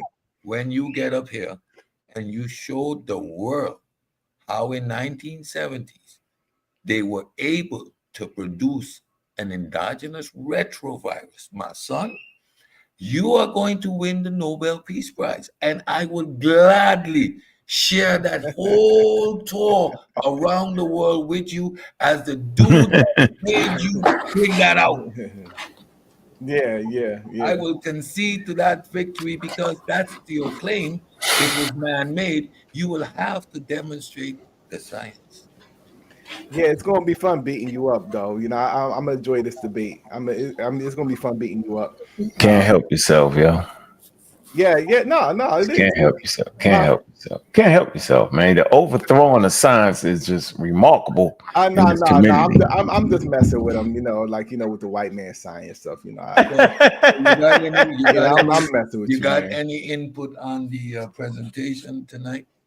It's the third in 5 series called Deconstructing the Divine. We start with the God hypothesis, the failed God hypothesis, Richard Stenger. Last week, we delved into a 3-part series exploring the concept of spirit. And this week, we delve into what is consciousness, what it's not, and the misconception. So, you funny, Cedric. You funny, Cedric. You funny, bro. Do you have any input? I got some input on it. All right. And then we'll go to Ron. Ron gonna make up some shit. They all do. So this is what it is, right? Help us out. I think that in terms of like spirituality and understanding, like what they label as the divine, because I mean that's just a term that they use to try to explain the unexplainable. We don't know everything, right? We're still learning, right? We're still, biological beings on this planet. In a galaxy of millions of quasars and star systems that we just have no knowledge of, right? So we can't sit back and act like we got it all figured out. Like, this is what this is. I think it's very arrogant, and that's what I'm talking about when, it's from a Eurocentric perspective, what I'm saying? So, you know, when I use that term white man science, that's what I'm referring to, not the actual, you know, mathematical part, but the explanation behind it is what the problem let is. me You don't ask know you, what did you're you talking watch? about because you don't have all of the information to make that determination, bro. Did Like you you're dealing with watch? a limited or very limited amount of information that you're working with, and you're coming up with these crazy hypotheses like you got it all figured out. So again, if you watch the whole show, it's talking about the fact that we do not have all the answers, but that we're staying grounded in critical thinking, proper methodology to come up and look for the answers. Right? The fact that you're stating we assume we have all the answers is already a category error. Even the answers we think we have, once we develop new technologies, those questions, what we thought were answered, will be re-examined again based on new data. It's a vicious and continuing circle because science never speaks in absolutes. So every time you make this erroneous You claim, know who knew though? you are defeating your own self because you're actually illustrating you are not grounded in the scientific methodology. Right. I'm not grounded in the white man science. You are absolutely correct. And this is what I want to say, right? So what are you grounded in? Like Okay, you know okay, who wait, knew? Let me ask you this. What method or what system do you imply to quantify your empiricism? How do you distinguish fact from fiction? How do I distinguish fact from fiction? Through my observation with the tools that God has given me. So you But I could mean be wrong at you times mean because it's you limited. use your intuition which we left out of our understanding of the modern world since But since I answered your question, I mid want to finish making my 1700s. statement. So what you're saying, I answered. Can I finish making my statement? you're applying pure intuition, right? And we understand that the natural world is counterintuitive. So again, you're defeating any actual means by which you can actually evaluate reality on a fundamental level. You're That admitting basement that got you right here. confused, brother. You are confused, bro. And this is what I'm saying. This is what I'm saying, right? You're not even exploring all the possible avenues of the science that has been out there over the centuries. You're limited because you're only dealing with physical science. There's a metaphysical science, whether you like it or not. You call it pseudo, but this is why your knowledge is limited because you're not dealing with all the What is sciences. metaphysical science? So you're coming into the spectrum. What You're is making statements. You're Slow making down. statements and Slow you're trying down. to stand on stuff. Hold on, Cedric and Solar. Come on, I know you hear that man ask you a question. What science is science not dealing with, yo? That's a direct question. We're not going. Come on, yo. Go ahead. If you was listening, I you would have heard heard the answer What? because I said the answer, and that's what I was talking about. asked He you- was talking, so I he asked didn't hear you, the answer, what and is now meta- he's asking the question when I What already said is the answer. metaphysical science? How do you execute this? Is a spiritual form of science, so it's not a physical way So you can it's execute it, bro. intuition based, which we left and when we left off from doing in the mid 1700s when David Hume created the philosophy of empiricism, and that is what grounds all of our understanding of the natural world. So again, you're saying you're practicing making it up stuff and you're giving it a pretty name because your intuition is not based That was in funny, any huh? That's empiricism. funny. All right, No, no, that's not true. What you're saying because you have the question in the chat though, y'all. They just not gonna let us off of it. We just gonna keep doing it. So then I just gotta do it. Ankh, a scientist can also be defined as someone who uses the scientific method. Okay. The question is, and I'm gonna let everybody run at it. Y'all hear it. My question is, can anybody be a scientist? I'm gonna start with Ron, right? And I'm gonna end with Cedric. Ron, Can anybody be a First, scientist, Ron? the first Just piece. answer the question. Yeah, well, first peace to everybody Peace, on brother. the panel. Peace, brother Ron. And just to let Cedric know, I thought he did a good presentation. So I appreciate the thoroughness and the organization. So he did a good job there. To answer your question, no, anybody can't be a scientist, and Okay. so that's a clear no for me. Okay. Okay. Where you at? Gideon. Shalom. What's going on? Anybody be a scientist? What's going on? All praise to the Most High in the name of Yahshua. Praise to the most low in the name of Yahoo.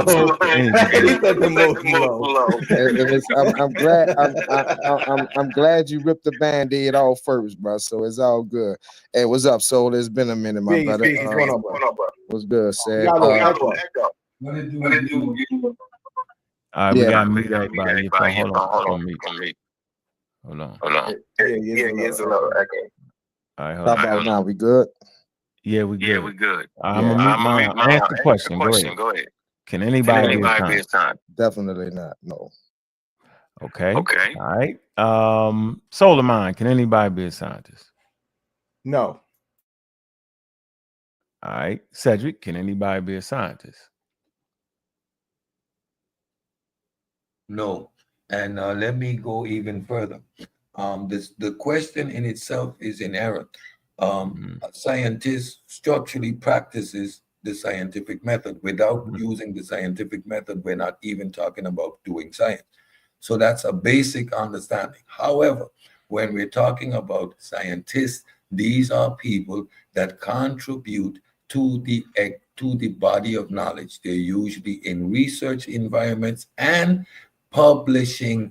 If you are in a university with a PhD degree teaching, you can have a degree in nuclear physics, but you're not a practicing scientist. You have a PhD, you're a doctor, but you are a professor.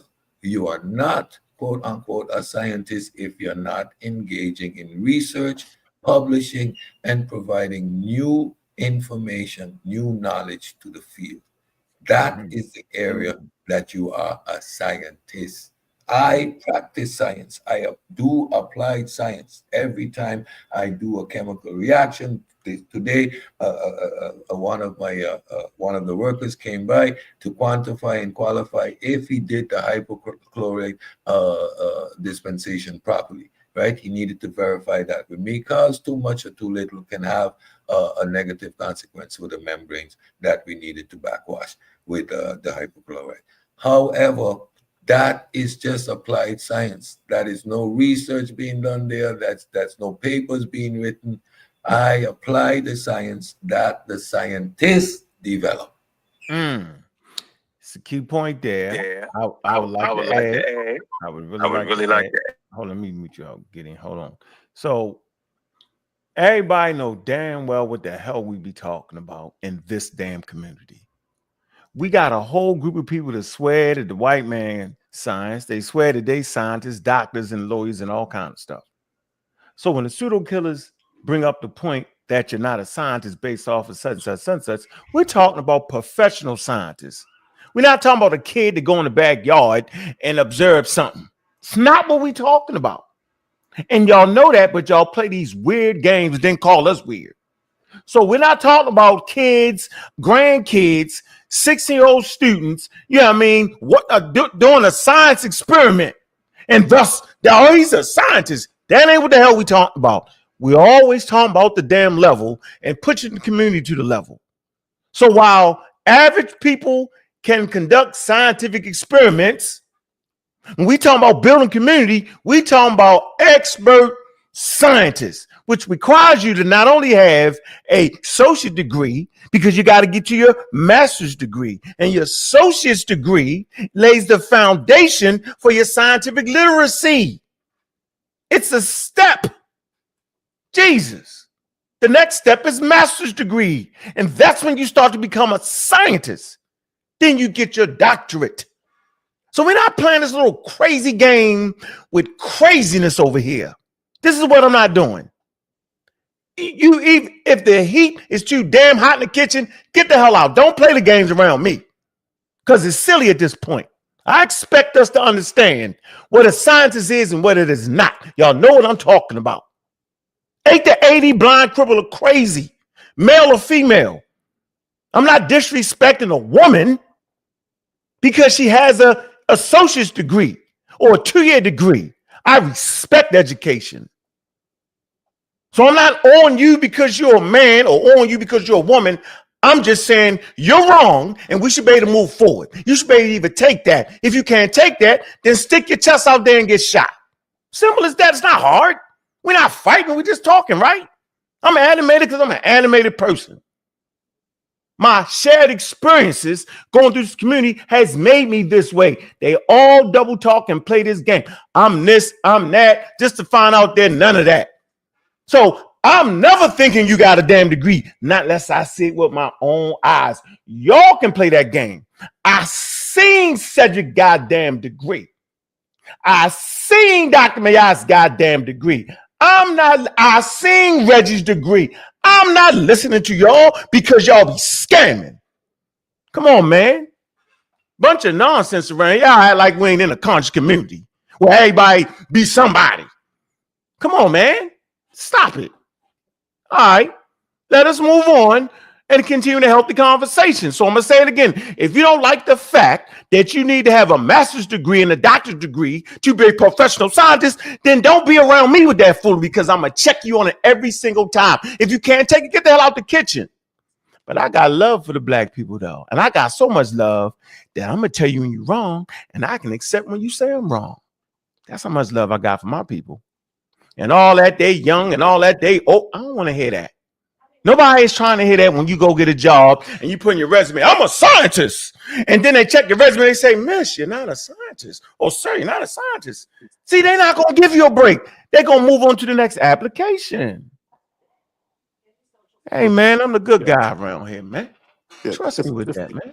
If I may just interject, I think in this community we have to stop thinking about something called the white man's science, and then because it automatically believes, or at least it makes people believe that we believe that there's another type of science, specifically the black man's science, the black people's science, which does not exist, and it basically puts us at a huge disadvantage when we try to have these discussions. When you say that you don't believe in the white man's science or you're following the white man's science, you just can't cross that bridge. You can't have a normal conversation or a good conversation when you start talking about uh, white people's science. There's no such thing as that. And as soon as we understand that, I think we can make better conversations with one, even when we're adversaries, even when we have opposing views. You can still have you can have a dialogue as long as you're using the foundations of science to have those dialogues. If you don't, then it's just going to be you're just going to be talking past one another. You're talking about things that one person believes, the other person doesn't believe. This person believes something, and it just breaks down into just goobly goop and animosity and acrimony at that point. So I think we just have to we have to come to an understanding that there is only one science. It's just Yeah, science. simple, bro. Simple. Either you do it, either work or it don't, man. Like that ain't hard. Yeah. Go ahead. Go ahead, Gideon. I'm gonna mute out because you want echo. No, I was just gonna concur to what the brother was saying. Science is just science. Whether you believe in a creator or you don't, science is a fact. Whether you believe that science come from, that's different. Atheists, they believe it just come from nothing. Whereas, a person like myself believes there's intelligent design behind it. So it's still all science. Yeah, now that's where you messed up, yo. And science ain't a fact. I don't know whoever said that. You messed up all the way with that. Go ahead, Cedric. I'm gonna let you do the heavy lifting. Well, I was just speaking in general terms, because we kind of just speak like that. Because I once heard you say science was created, which it definitely isn't true. So, you would speak, yeah. Science wasn't created. You said science was created by. I'm gonna let Cedric handle that. Go ahead, Cedric. But science isn't created. So, again, when you come with the feedback, please mute your mic. When you want to respond, you can come out, but just mute your mic. Science is a tool. From the moment it's a tool, that means it's a human creation. Tools don't exist independently of those that produce them.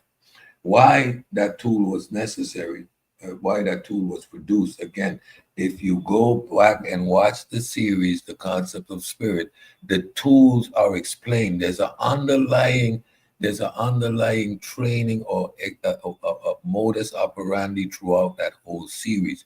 You see how these ideas came into being, and without anything grounding them, without there being any empiricism there, they led to a whole bunch of speculation. No unified concept.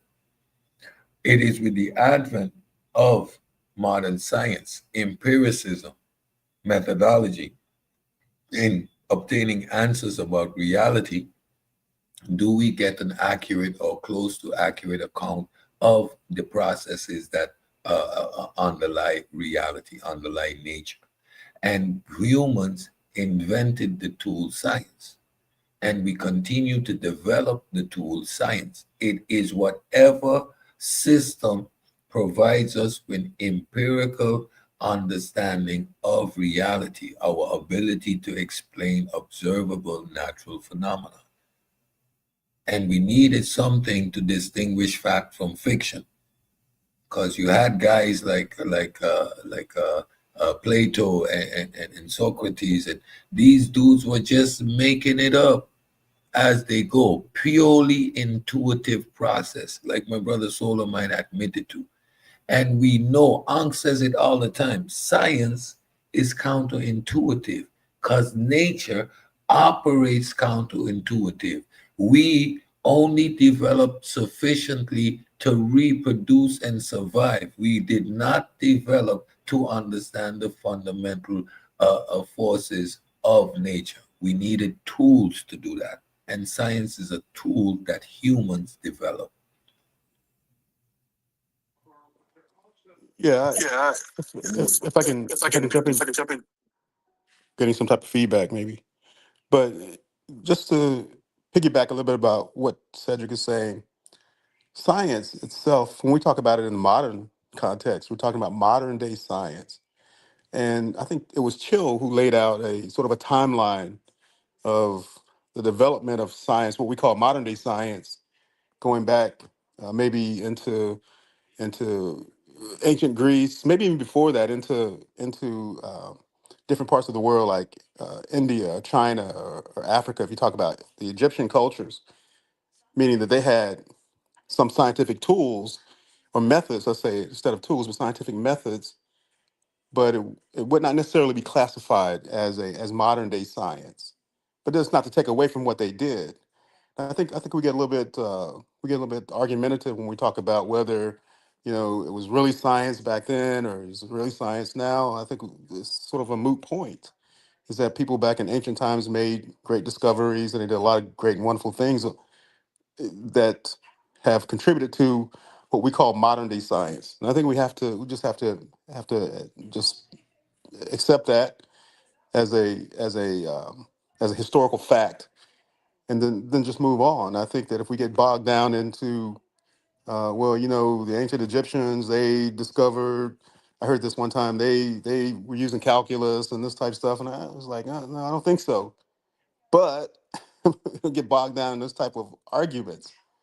We should be Yeah, well, I would just talking. like to respond in kind and say that. Hold on for 1 minute. Hold on for 1 minute, bro. Just 1 sec. 1 sec. Hold on. So I just want to make a statement to the chat. Okay. If you are a computer scientist, you are recognized as a scientist. If you have a doctorate degree in engineering, you are considered a scientist. I just want to throw that out there for all y'all who, just want the information. Y'all can just look it up for yourself here. Okay. Go ahead, get in, and then we're gonna move on to Savion. Go ahead. Yeah, I just like to add this, that since I'm in this room where we're speaking, as in things that can be proven and things that's backed up with evidence, I'm just gonna say this. When you say that science No, you was messed it up already, though. well, let me just say this. Yeah, because science ain't proof, though. Science ain't kind of proof nothing. So if you go from there and keep running with it, you're gonna be in a long rabbit hole. I gotta stop you right there, right where you made the mistake at. Yeah, science not trying to prove nothing. It's not even concerned with the truth. Right. Go ahead, bro. If I said science is trying to prove something, I misspoke.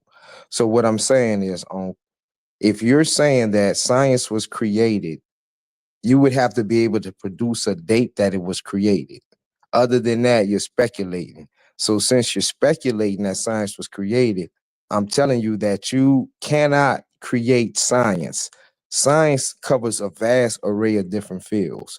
So that in of itself defeats it being created. So I could go on and on. Like you like I say, I really would, I wouldn't want So what you mean science wasn't created? I'm confused. It wasn't created. So was religion Science was observed. Science was observed. And then after it was observed, a method was displayed, and that's how we have it, the scientific method. No, you saying nature was observed, not science. No, science is a tool to observe nature. Listen what I'm That's saying. all I'm saying. I made a point. Y'all can get that point. But that, I mean, it's more or less schematics. But if you want to down that hill, you'll probably die. It's not schematics. Human beings created the scientific method. Matter of fact, you can find early. Hold on. Matter of fact, you can find early rudimentary forms of it in early ancient societies. They had like proto-science, right? And then when they really start to get together, you can see them moving towards separating their beliefs, because that's what ultimately you're gonna have to end up doing to reach modern science. You're gonna have to move all your beliefs to the side. Can't have them mixed in. Can't have your religion, your deity mixed in at all. You just got to be. It is what it is, right? So it's a tool to observe nature. That's what science actually is. So I don't know. Humans created that, just like humans created culture to develop to deal with their environments, right? They folklore, they beliefs. So yeah, man, I don't know about that one, bro. You probably had to go get. You didn't said it three. You said it 3 times. Now you gotta get a source. Now you gotta have to get a source. Now it makes sense for us. Not we don't want to argue about that. Get a source. Get a source. Nah, exactly. That's why I say get the source and show when it was created. You see, to say created is a misnomer. Science is a process that was developed over time. Right? Exactly. That's all I'm saying, Cedric. That's all I'm saying. And as with everything, we don't use the planes that the Wright brothers developed. We continue to develop and modernize based on new and more information. That is the process which was developed. It did not exist independently of humans. Same thing like logic. Logic is a language humans use to describe reality, but these are human constructs. One is a language and one is a system by which we understand the natural world around us. These processes are going to happen whether we understand them or not. Science is a tool invented, created, developed by human beings to study the natural world. And we see the evolution of science, as Ankh explained. Everything in our not in human existence is a process of development, trial and error. One of the great attributes which lead to human development is our ability for long-term memory. Is why we don't continuously eat the same poisonous fruit and continue to die. Astrobiology. I heard y'all talking about it the other day, right? All right. Is that a science? I thought Ankh said it was on me after you said You what you said. got me. Yeah, I don't know what the hell you using. Go ahead, Sabio. You can talk. It's just that whatchamacallit guy have his mic thing. He got a wild connection. Yo, what up, Ankh? What up, said? I appreciate the videos that been doing. I appreciate what y'all just said also, because it's like people will try their best to do whatever they can to try to make science something that was created. And the explanation y'all just gave was perfect. Humans didn't create science. No, I'm saying they did. You got to get on our side. Hey, Gideon, I did not interrupt you, bro. I don't care what you're saying. Nature was studied, and science is the field that we named to call it. Instead of calling it the study of the natural world, we call it science, which it is, the study of the natural world. So no matter how you want to say we created it, we didn't create it. It was discovered. Why? Because we was in the natural world, faced with the occurrences and the situations of the natural world, and humans had to figure out how to deal with the elements and live within the natural world. And science helped them explain the things that was unexplainable. Science, not hoogly bloogly blue outside of space and time. So all this misconflating and trying to make up things to have an argument is getting boring. And I'm going to say this like I've been telling all the believers in your chats. Until y'all are willing to challenge yourselves and the beliefs that y'all stand on in 2025, don't challenge us. It's fallacious. And it's not a fair playing field, because y'all don't ever have to prove anything, and y'all can make up everything. But every source, every scientific source, historical source, archaeological source, all you have to do is say, Yahweh made something different, or the Bible says different. And the conversation is in a whole nother field. So until you are willing to challenge yourself, stop joining scientific channels and panels where they are talking and pushing science, trying to push your belief, because it's not going to work, bro. It's disingenuous. Grow up. Yeah. Tell you what's funny, yo. Just, hey, Mika, I see you. I'm saying just because a person fly daggone model plane don't make them a pilot. You know what I'm saying? Like, does that make you a pilot? When we talk about flying jets, so yes, you got people that fly planes all the time. What kind of planes are we talking about, though? Model plane? What are we talking about here? Come on, man. Back to your question. A scientist does it. Come on, man. We're not doing that, bro. So what we not doing? Well, yeah, Cedric. Remember, drop the link. Anybody want to join the conversation, man? I'm ready. That's a great observation and a great explanation, Savior. But I'm confused. Sabio halfway agreed with me and halfway just hated the Most High. I didn't halfway agree with you. Stop lying. No, hey, yo, we gonna be calm in this conversation. Yeah, he calm and he wrong. Like, explain it to him, bro. Go to the back of the room and explain it to him. The whole point of you creating this red herring to circle around to intelligent design brings us right back to the root of this whole discussion. When you assert intelligent design, you're making a claim of something that is outside of time and space. Even philosophically, right? That is ungrounded and completely dismissed. Within the realm of philosophy, right? We understand that metaphysical claims in our modern times without empirical support is rendered mute. I just did a presentation in which metaphysical claims was being made, but grounded within the framework of reality. You have panpsychism, you have emergentism. These are claims, these are hypotheses. They are examining and trying to bridge different philosophical concepts, which is metaphysical, but it is metaphysics within the framework of empiricism. So metaphysical claims which are outside of the boundaries of logic are mute and useless. So to come with these intelligent designer claims where you have to attribute and assert certain properties to an entity that you cannot quantify by no means is disingenuous at this stage in the conversation. We understand the metaphysical and the philosophical underpinnings of that statement, and it has been rendered useless.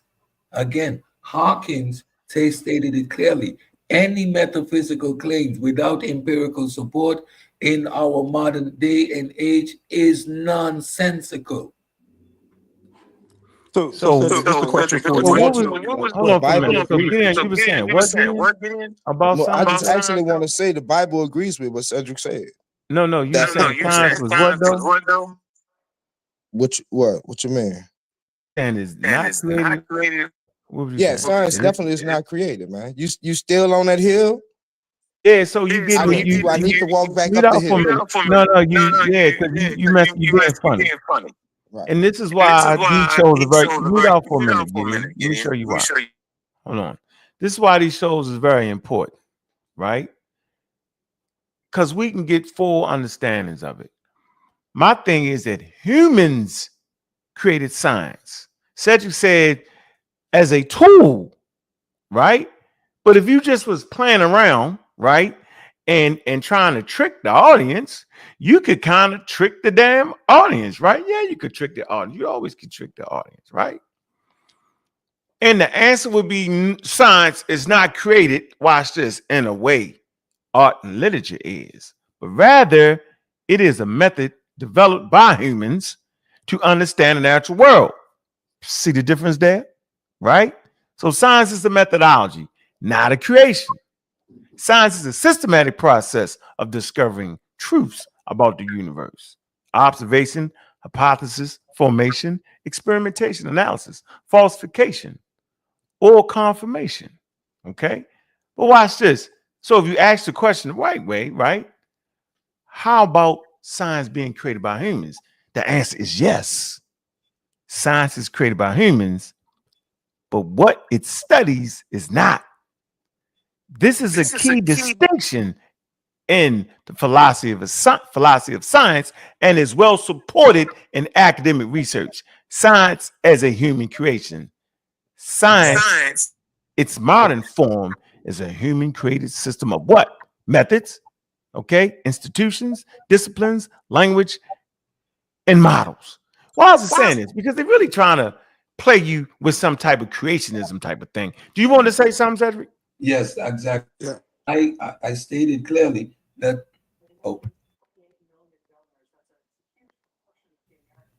I stated clearly, right, that science was developed, right, because it happened over time. And what Sabia was saying, it is being in the environment with serendipity, a quest to understand and survive in the natural world led to the development of this tool. That's what Sabio said. So can I respond 20 seconds? It seems like that's all a believer get. No. In this time, what you just read, it said science is not created. Then you started freestyling. No, then I didn't, bro. Cedric, bro, listen, I didn't. before he got his bro, I didn't. Okay, go ahead. No, you just I read did something. not. And it No, just I said did not. You science don't. is I not can't created. make you understand that. You did not read something that just Yeah, said. no, man, not like no. You're trying to. Look, I tell you what. I'm gonna let not you like you want me to get hear it. it, I'm gonna right? mute out because I don't know what the hell device you be using, but whenever you unmute it, it's a double crazy wild. And look, I'm gonna go back out because I usually don't have this issue, but I'm gonna go back out and come right back. Go back out and come back in. He's trying to do some kind of creation thing, like God created. Like that's what he's trying to play us with, Cedric. And I had to catch him on that. Exactly. That's show what he's doing, and that's all he can do because he refuses to listen. I do have a question though for Cedric. Cedric, you mentioned. All right, hold on. Go ahead, Gideon. Is you back on the? All right. Yeah, is that better? Yeah. So what are you trying to say when you saying science is not created by humans? Are you saying that science not created by humans? What are you saying? We're listening. Go No, ahead. that's Go just ahead. what I'm saying. Science is not created by humans. But what? Science is acquired by humans. Science is possessed by humans. Science is developed by humans, but science is not created by humans. What is Why not? developed mean? No, hold on. Why not? You What? disappointing me I because disagree. I'm okay, asking you why not. No, I'm asking you why okay, not. Go ahead, I'm gonna keep give you an going. example. No, I I'm just gonna said give why you. not. I said why not. I'm gonna give you an example. Let me give you a pertinent example. 1930s, right? Oklahoma suffered the Dust Bowl, right? Do you know why? No, go ahead. Okay, it's because they didn't let the ground fallow. Actually, that's what the Torah says. The Torah says Oh, every I got you. 7. There it go. I'm done. Yeah, So there it go. I'm done. I'm not. Hey, Ted, you I'm did just with him. saying what's No, I'm explicitly done. No, written. I got it now. I got it. It took me 1 Okay, second. let's You're take the basically Bible trying to out. say Let's that take the the Bible. Let's take the hold Bible on. out. I No, didn't even no, much no. know I You was gonna can't take the speak on Bible that, out. but That's it what it makes is. sense because Nah, that's I why got the you. Dust Bowl Nah, thank you. happened. It The happened Dust because it Bowl didn't do what? Hold on. happened. It happened because it didn't do what? It What was happened it they because they didn't do? didn't listen what I'm saying, Go ahead. The Dust Bowl of the 1930s happened because they didn't let the ground fallow. Now, where did that Meaning come from? Hold on. Letting the ground fallow comes from where? Hold on. Just say My it. brother. Science. I'm not. My Don't play with me, brother. yo. No, Damn. I'm not your brother right now. I'm at war with you. What? It comes from where? Slow walk. Science. Oh my No, goodness. come on. Hey, no, Yeah. don't. We don't need 2 people loud. I'm already loud. Sabio, don't do that. Can We I only get can have 20 1 loud seconds? person, then we got a I just wild show. need 3 people 20 loud. seconds and I'm gonna stop. Because it seemed like you don't Now, I want to just hear the asked you where the point. fallow. I And say where that I can idea come understand. from. So you're not I can gonna answer that question. understand I'm why you not think playing with you. science was I didn't created say by no, man, no, because you don't no, want to no, hear it. no. I want you to say God created science. Just say it. Get No, it out the I'm way. not. No. Say See, it. Say it. that's what you're trying to do. But this You is don't what want I'm to say trying to that? tell you. You're not going. Okay. Now, So if you come the to the end thing, and say that, y'all gonna be disappointed. If some kind of way in this conversation, yo, if I done shut the hell up and you say that God really created science, yo, I'm be fucking mad. Go ahead, bro. I'm a wild out. Go ahead, because you caught me. Go ahead. I'm quiet. okay, so when you look at the Dust Bowl, it happened because they overproduced on the land and they ripped all the nutrients out and they made all the soil basically worthless, turning it to dust. So that's a science. Now, you need the people, you need the people to overproduce the land, but that process of that land becoming infertile, that's a science. That's not created by man, but that's a process, and man can observe that process. Now, man created it by making the conditions right for that. So I can still lose you on that. Yeah. I can give you a better example if you need it, but you No, don't no, no, no. you But just don't a question. create What about? science. I need you to stop. Yeah. So I know, let's but examine what the about? fallacies and the What errors. about? What about Ron, Elijah's raising? give me a minute, Oh, go Ron. ahead. Hey, First of all, you are equating a natural Good consequence, job, Gideon. Yo, you the consequence of Well, an switch it to a action. hurricane, Cedric. Stop. we observe let and Cedric we finish, have man. Let nautical him Listen to come on, you. man. Now it's my for turn. Let him Stop. finish. hurricanes. Stop. Now, why you if keep trying to humans dominate the weren't conversation? Let him here, talk. if Let him talk. humans weren't here to observe the Stop. hurricane and make Stop. science from Stop. it, Gideon, that enough. Stop. hurricane would still Stop. happen. That science would still be there, Let him Cedric. Get him That's let him off. all I'm Get him respond trying to to your off. Get first him explain to off you, the point. panel. brothers. Get him off. Let him Bye. respond to your these first retarded. point. Let him No, respond to your bye. first Bye. point. All right, Bye. Get him off. Bye. relax, I'm done. relax. I'm Relax. done. No, Bye. wait, Go Get wait, him ahead, wait, off. wait, Cedric. wait, Cedric. Go I had Get a ahead, him question off. Cedric. for I'm you. not responding to this Go idiot ahead, Cedric. anymore. Fuck off. I had a question He's for out. Cedric. Get out of here. He said he went all case. This man Gideon talking tried about all a kind of ways hurricane. not to say. All kind of stupidness. He First of tried all, all kind of ways not to say God. I'm proud of you, Gideon. Yo, you tried to go around the back door. how You Nah, tried to, y'all how do want me to you if he say know? wasn't here, the Stop. hurricane would still be there. Gideon. Oh, Gideon, that was the stop. funny, proof is yo. in the Mute your pudding. mic. Gideon, mute your Yeah, mic. come on, Wait a mutant minute. child. Come Yeah, on, come on. man. Word up. First and All right, Come go. on, man. ultimate Stop error saying this. in your The whole Bible is a book diatribe. of science. He And ain't say that. He ain't getting no better and than No, I say that. stay quiet. no, And, that's what he's implying, though.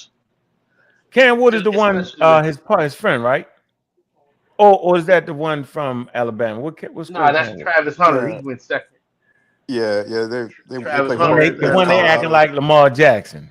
Which one they act Yeah, like that's Lamar Jackson? Cam Ward. that's Cam Ward. Oh Yeah, man, he played for Miami. Who was second? The dude from Miami. Travis Travis Hunter. Hunter. Oh, Travis Hunter. Oh, What Travis team? Hunter. My fault. What team he go to? Well, I mean, my bad. He got the Browns traded Jaguars got him. with the Jaguars. Jaguars to get him. Yeah, so the Browns went to 5th and the Jaguars went to 2nd to grab It's him. gonna be him and the Prince, the white boy. Yeah. Okay. So we'll see what happens with that. But let's get back to this. All right, let's So Cedric, you did an excellent job. You know what I mean? I always enjoy hearing the conversation. Ron, I'm glad you changed your position on the history of science. I'm tired of beating you up on that. Yeah, right. Yeah, right. It's always a pleasure beating you up, though. Yeah, touche. As far as I heard Taking somebody some beatings talking. too. Yeah, well, I acknowledge the growth. Okay. I acknowledge the growth, Ron. Yeah. I guess you being in the Discord, it does help you out some. And it's helping you too.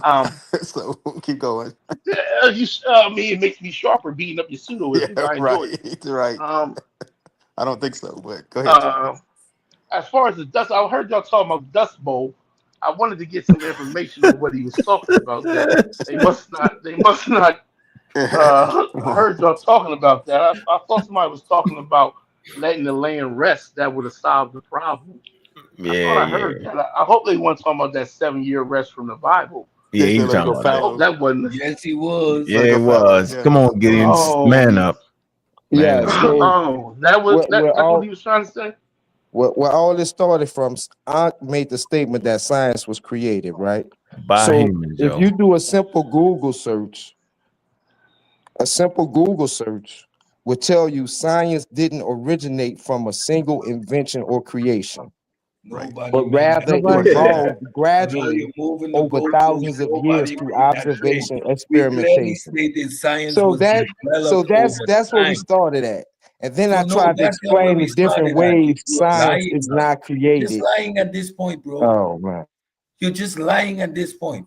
Nobody said science is a singular individual invention. We were talking about humanity, and we indicated that it was developed. Ankh went all the way in that the Egyptians couldn't quite make the separation, but we see here and there proto aspects of the scientific process. We have Naphtaliah that was studied doing early forms of astronomy. We have the process, right? Because science didn't come out of a vacuum. It was developed by human beings as a tool. And from the moment you classify it as a tool, it is a human invention. It is a human endeavor to understand the natural world.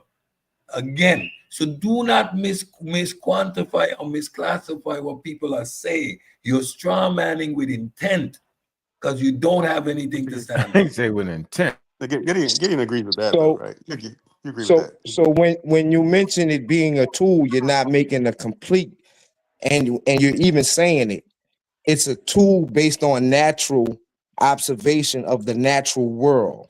So Everybody said within that. that, say for instance, the Egyptians, they were able to calculate the flooding of the Nile River.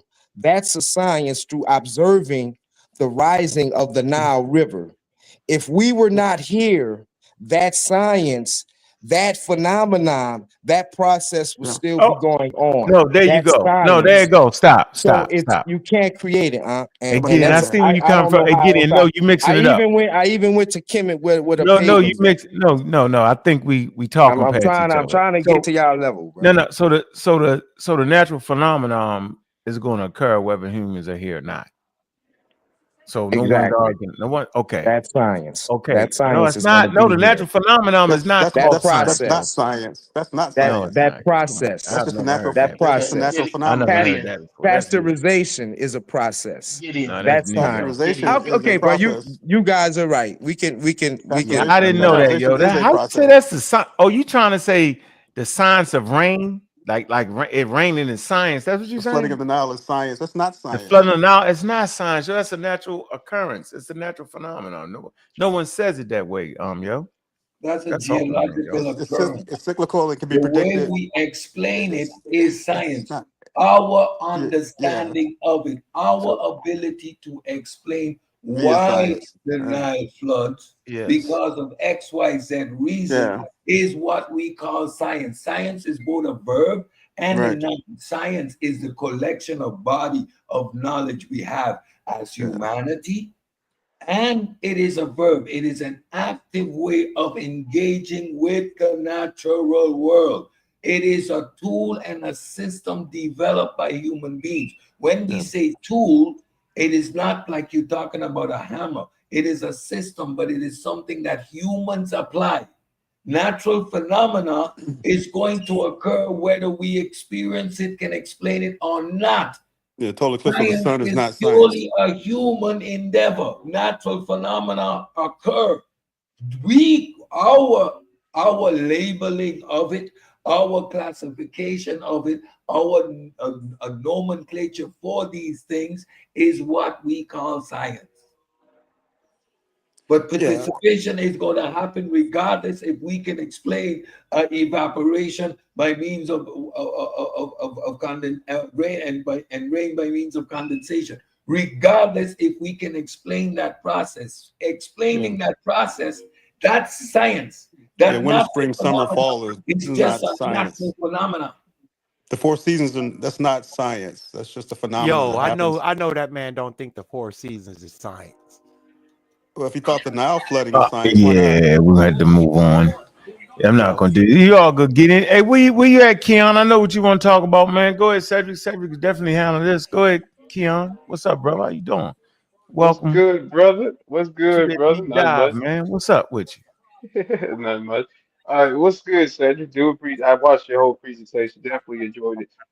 I can sit up here. I'm not a pseudo. I'm not gonna sit up here and say I'm pseudo. I'm religious. I say that for sure. But I'm not pseudo. Okay, so I do enjoy your presentations and you doing deep dives on what things are. I do think that y'all kind of had a certain someone in mind with this presentation. You know, it may be a coincidence. It may be a coincidence, but I think you had a certain someone in mind. Who was it? But 801B. We name names around here. We don't Was be it me we quiet. or what? no, Let me be, we let don't me name be names. honest. We We do don't. Could be name me. names around here. Let me be honest. The I'm the next guy who's two got a question. I can't episodes get my question in. The next two Yeah. episodes are already ready, and this one has been prepared for the last 2 weeks, 3 weeks. I prepare all this work in advance. I go over the slides. I put a lot of work in. So no, this was ready to go a couple of days ago when I did the last editing. So when I was articulating certain points last night, it was because I was already prepared to do this presentation that that information was so readily available. But no, I don't prepare these lectures to target any particular individual. If I'm going to single someone out, I'll put your name in the title and your name in the presentation. Trust me. Facts. Hey, but can I ask a question real quick? Go ahead. Or we beyond that? Go ahead. Go ahead. Yeah, just real quick. Like I said, you gave a very good presentation, but I noticed that you've really focused on the idea of consciousness still residing in the natural world, whereas the scientist Donald Hoffman has made an assertion, made a theory around the consciousness being fundamental and residing outside of the natural world, and he's doing some work. We've talked about it in your Discord So, or in the so PK now, Discord. So I'm yeah, just well, let me ask the question first. I'm going to ask the question. What do you think? What do you think about his work? Are you familiar with Hoffman's fusion of consciousness? And what do you think about his work? He's a well-known scientist who's basically trying to uh, let's say blend, or at least bring together, as he says, bring together the scientific world with the spiritual world. What do you think about his work? Hey, panpsychism. said. No, it's not panpsychism. Hey, said. Hold on, said. This So is let's say the answer. Let's say the answer first, then you can answer. this is a What you, common. Hold on. Before we run down this road, let me just make this simple statement. Go ahead, Jim. Stop misrepresenting what that man be I saying, just asked bro. a question. You gotta I'm stop. not You on misrepresenting your anything. own. Yes, You you on your are. own I'm spin not off a misrepresenting it. YouTube video. I'm not misrepresenting Donald it. Huffman is not. Listen, Donald Huffman is not a duelist. No, he's He not. still thinks that right. He still thinks that it belongs into the natural world. He just says No, that it's fundamental to. Listen to what he no. He said says. it's fundamental, and reality comes from it. That's what he says. Right, but that doesn't mean it's What? not natural. It's That's not natural. what Exactly. he's saying. It's natural in this world because he believes that this reality Ron, comes slow down. from comes from his Ron, comes Ron, from his Ron, this Ron, this. Let Ron, me. Ron, I'm trying to Ron. answer. Why are you Don't answer. yelling? You Why asked are the you question. yelling? You're answering the question you asked. That's because Chill jumped in. Talk to Oh, yell at Chill. Ron, Are you scared of Ron, Chill? Yell at Ron, Chill. Are Ron, you scared? Ron, Okay, go Ron. ahead. Go ahead. Go ahead, Cedric. Go ahead. You're getting too emotional. First of all, you even in your own statement, you contradicted yourself. First, you said he puts it outside of reality and then makes it fundamental. Fundamental would put it within the four fundamental forces, would make it part of reality. Panpsychism posits that consciousness is fundamental to the fabric of reality. I addressed it, so you don't even know the category within which this claim in which this idea is being posited. I Yes, absolutely do. this is a metaphysical position that is trying to fuse two of philosophical concepts, And again, you're right? wrong. He's not a panpsychism. You Well, can. would you He's not a please stop? panpsychist. Would you please stop? Well, I want you to be honest. He's not a Would you panpsychist. would Is you he Chill? please Is he a stop? panpsychist? Yes or no? Ask Chill. Don't ask me. Ask Chill. He is. He's in the list He's of not a panpsychism. panpsychist. Please. There you go. There you go. He's Listen, not a he He is panpsychist. is. the when they list You guys the make stuff up. scientists who are panpsychism, Donald Huffman name. Come on, he's in their Wikipedia He page, man. says He's he a says he's not a panpsychist. panpsychist. It is referenced He says he's not. in this He whole says he's not a presentation. And panpsychist. again, it is metaphysics that is grounded in empiricism. Why? All the components exist within the natural world. He is reformulating this within the framework of metaphysics. So there is no actual evidence to underpin this philosophical idea. However, it still falls within the valid framework of philosophy because all of the components are empirically verified. Go back and watch the presentation again. So he's verifying it empirically using the scientific method, but Wow, you you're did saying not it's understand metaphysical. nothing I said. I You absolutely just understand. Now didn't you're saying that understand. you're No, saying you it's didn't. metaphysical, but I'm yet gonna he's using the slow it science. down again. He is You said he's using trying to empirical. You said he's fuse. using empirical He is method. trying to fuse two philosophical ideas. Absolutely Number not. one. You're Number saying one. that. Stop. Number one. He's trying to fuse two philosophical ideas, and there are different mechanisms. Emergentism is one of the mechanisms that's trying to fuse these two concepts. Panpsychism is one of the mechanisms that is trying to fuse these two concepts. And what makes them valid metaphysical ideas, metaphysical concepts, is because they are grounded within the framework of empirical data. They are using the components that exist within the framework of reality to make these hypotheses. It was clearly stated panpsychism is one of the three systems being used to merge these two philosophical concepts. Now, if you misrepresent the information and you are fundamentally flawed in your reasoning, positing outside of space-time, yet making it fundamental, you are confused. You're saying, okay, you can tell me that I'm confused, but we're talking about Hoffman's work. Hoffman is the one that posits that consciousness is fundamental and that it actually resides outside of reality and that reality actually springs from that consciousness.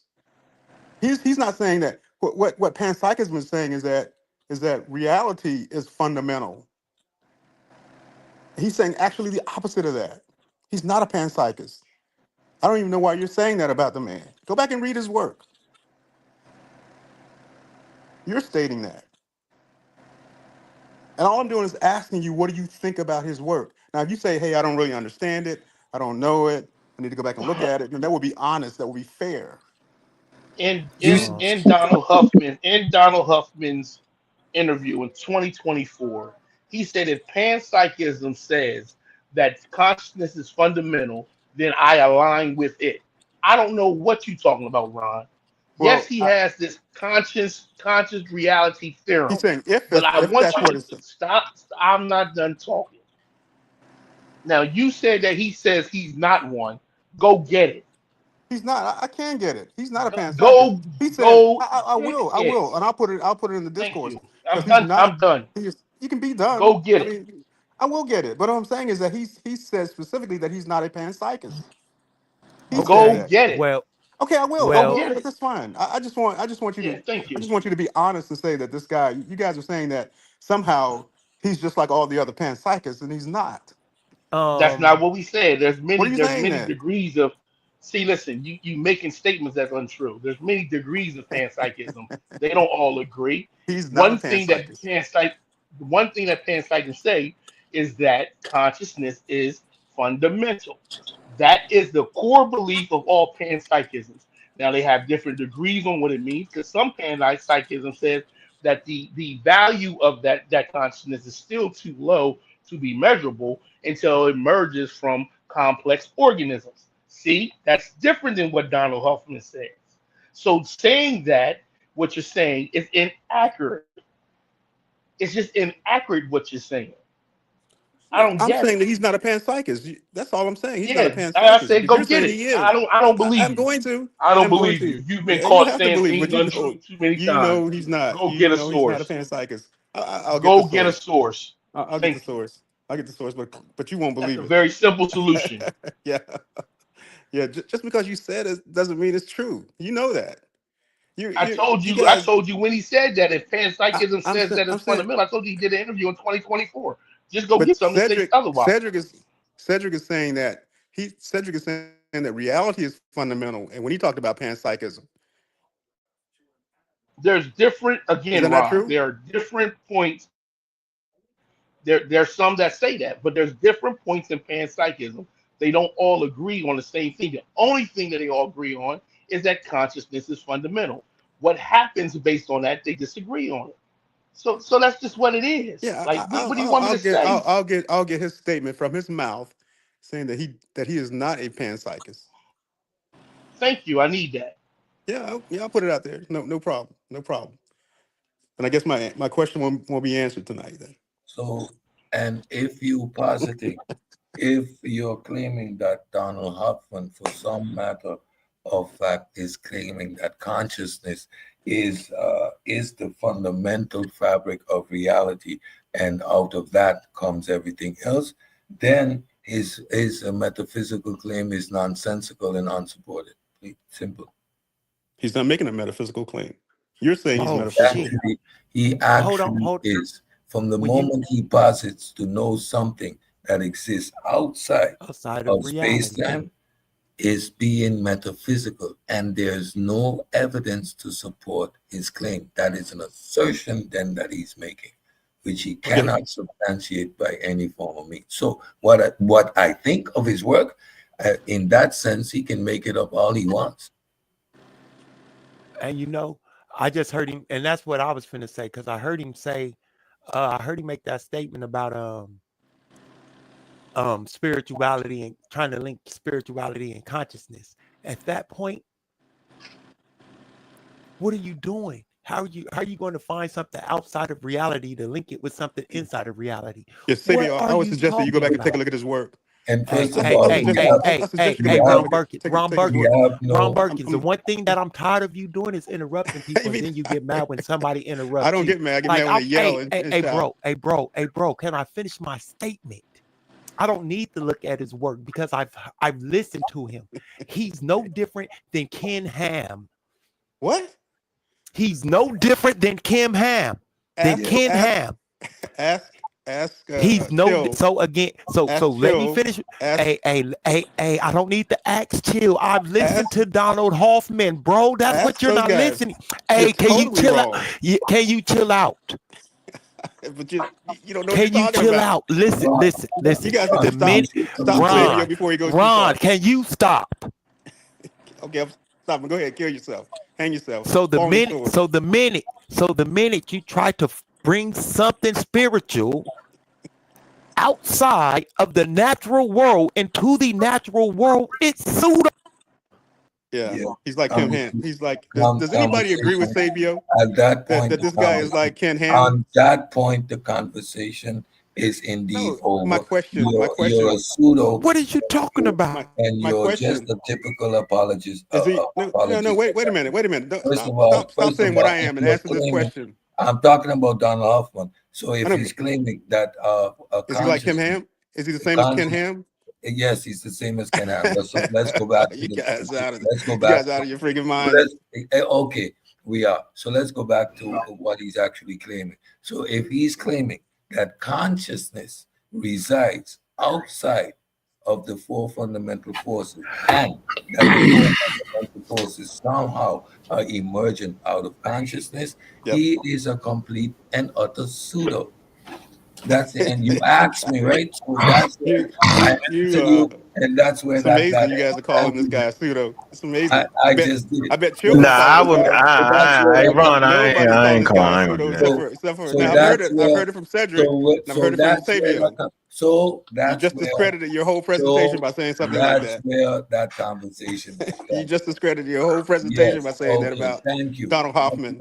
That's where the conversation You about just discredited. You know you At that, discredited your whole thank presentation by saying you. I about know Donald you want Hoffman. to Again, be. that's See, where now that he's mad. conversation on Donald Hoffman ends. Period. Hoffman is not a pseudo. What are you talking about? Nobody is going to agree with that. Ron, conversation about Donald Hoffman is mute. There's no evidence to substantiate What its the claim. heck? There is no consciousness outside of what we understand as being a brain. There is nothing to Right. support such a Does claim. anybody? And then to make it outside of space-time is now becoming metaphysical, and with no empirical support, it is nonsensical. That He is where starts that. He starts that with is that where theory. He that starts is with that where theory. that Cedric. discussion ends. He starts with that Does a theory, but rock you gotta have say he's a consciousness? pseudo. Oh, relax. No. You gotta Everybody say he's relax. a pseudo. So Everybody, hold on, Does a rock everybody have relax. consciousness? Hold on, everybody. Come on, Xavier. I ridiculous. know you heard me say hold on for 1 second, bro. So I'm saying I'm not prepared to call him a pseudo, right? I just would say his work is highly speculative. And just because your work is highly speculative, that That's wouldn't fair. make you a pseudo, and it's controversial. Right, I ain't That's gonna fair consider too. I ain't gonna call him a pseudoscience, but I know he's just one guy working. And for me, I don't He's do not. the one guys. I don't do the He's not one just one guy guy. thing. It's a team of people working. His work, his own work, it has not been speculative, yo. It has not been, it's not grounded yet, yo. It's not there, yo. So let Yeah. him keep So working, yo. So go ahead, so Chilembe. so they refer to it as fringe, right? Because he Pseudo. has a math. Fringe and pseudo ain't the same thing.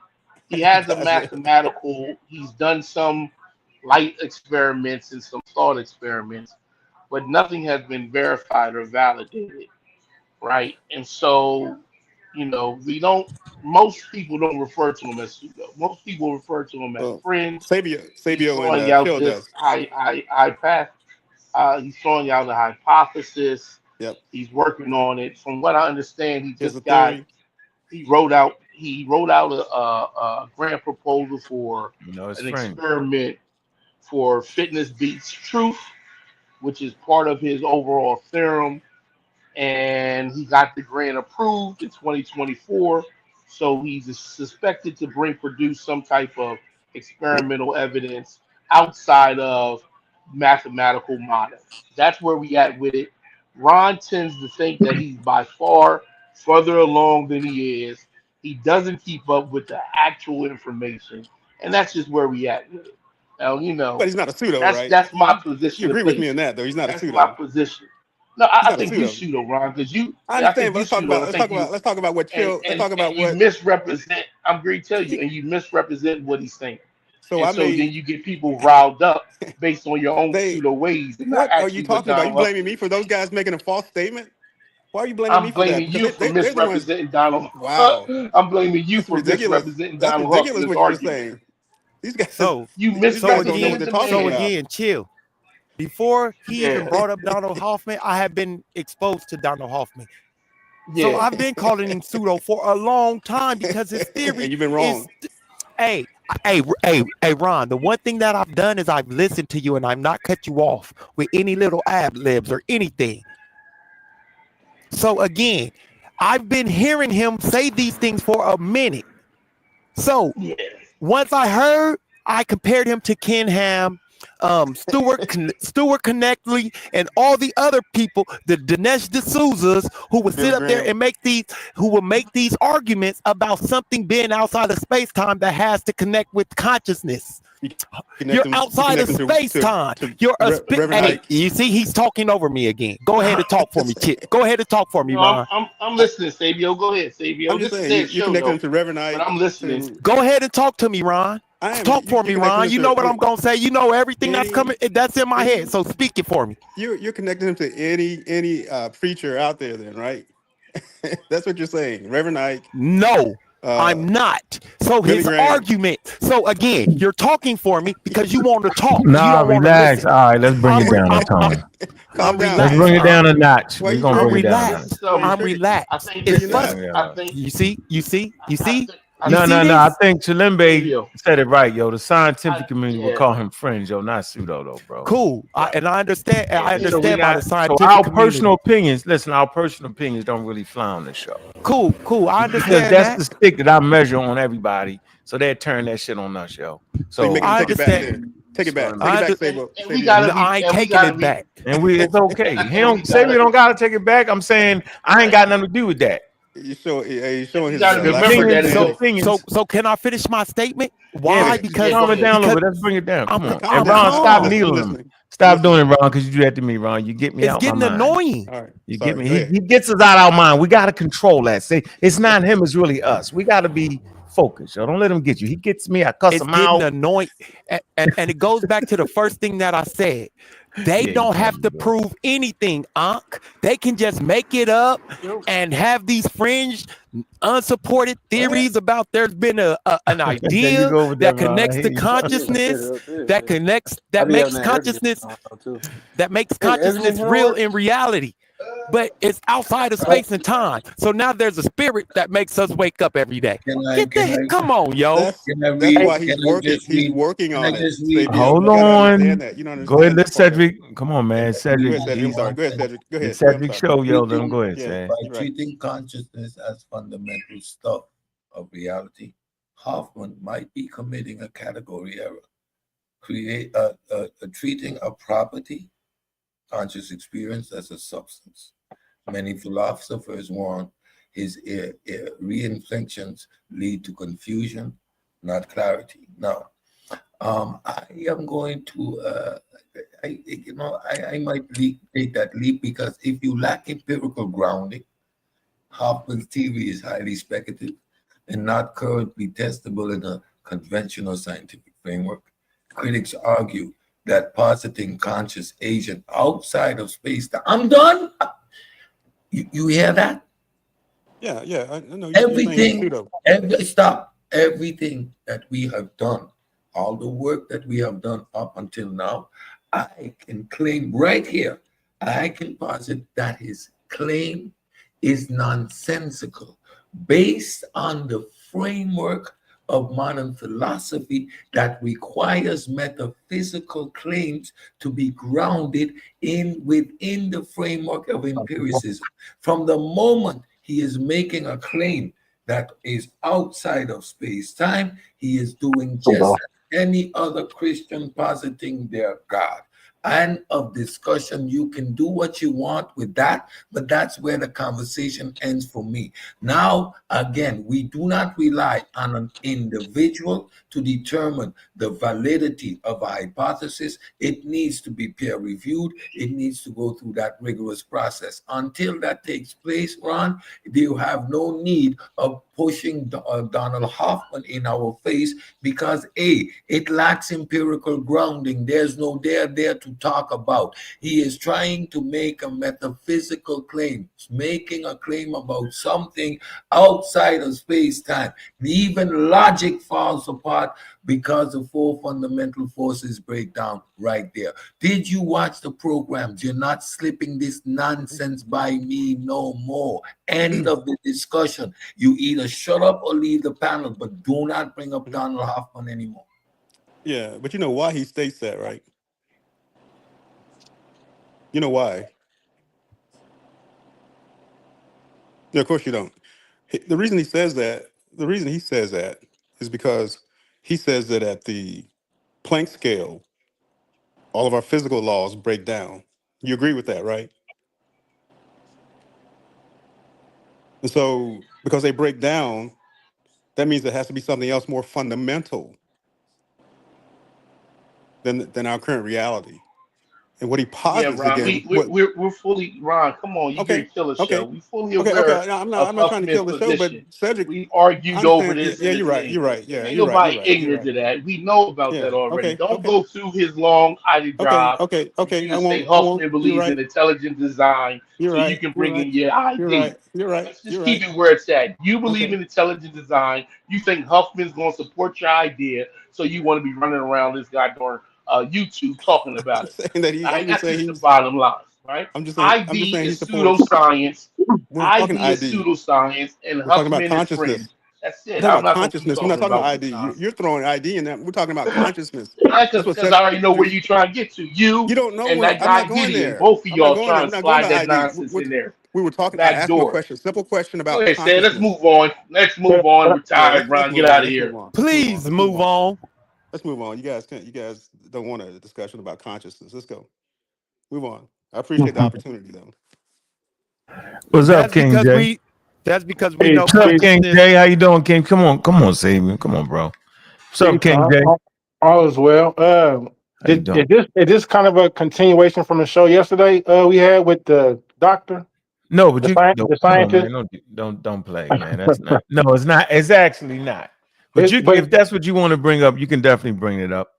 because And she brought up similar to what the brother was talking about as far as like astral projection, and she was kind of trying to do something similar. It's kind of like bring the two together. She was trying to say that we can bring science and religion and yeah, theory. Yeah, and it's we kind too of like much. yeah. I don't see how they don't conflict. I don't see how you can say you astral project and then claim to be a scientist. Yeah, and I wouldn't put that on the same plane as just having a belief in the Right. creator. Yeah, that's something like that's yeah, but astral projection is clearly Pseudo. it's clearly it's pseudo, I would right? I would It's put that in the same falsifiable category as all what the way. Like Hoffman. it's just some crazy shit. It That's is not on the like same plane as nobody's Hoffman playing that. either. Yeah, Not on the that's same plane with Hoffman. Hoffman's not talking about astral projection and stuff like that. no, no, it wasn't. No, But it's not Hoffman. my point is we play around too much, and yeah, and even even the dark matter thing, it was another part to that. I just didn't really feel like, you know what I'm saying? I just wanted to give her credit Exactly. on the way she explained, how we know about dark matter based off its effect on things. I Uh-huh. wouldn't say she was right with that, but she had a larger overreaching point, and she tried to say just like dark matter, just so Right. we know about Exactly. it. And That's the that's part I wasn't really. I was like, nah. But I ain't want to make it seem like I'm turned. So I was like, yeah, okay. You explained. I said it. You explained it. But she was trying to use that wrong too. So I don't. Right. And I mean, nobody's perfect. I'm not trying to make nobody's perfect.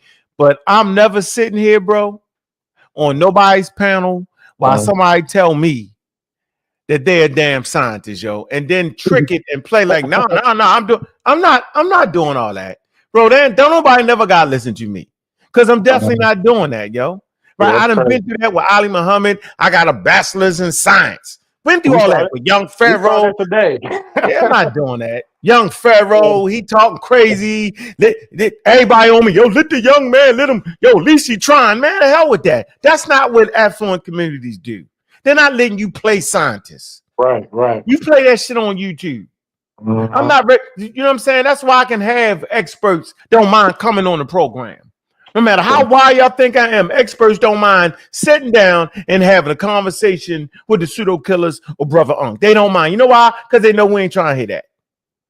White, black, green, purple. They hold on. They watch it. They be like, yo, wow, but man, yeah. See that? You gotta ask yourself, bro. So I'm not towing the line where just because you young, you can be allowed in a grown-up conversation to just start making up shit. It's a grown-up adult conversation here. Sit down. Simple as that, bro. If you don't got it right, you don't got it right. Just because you're young don't mean you can sit up here and just be wrong. Y'all tripping. That's come on, Sabian.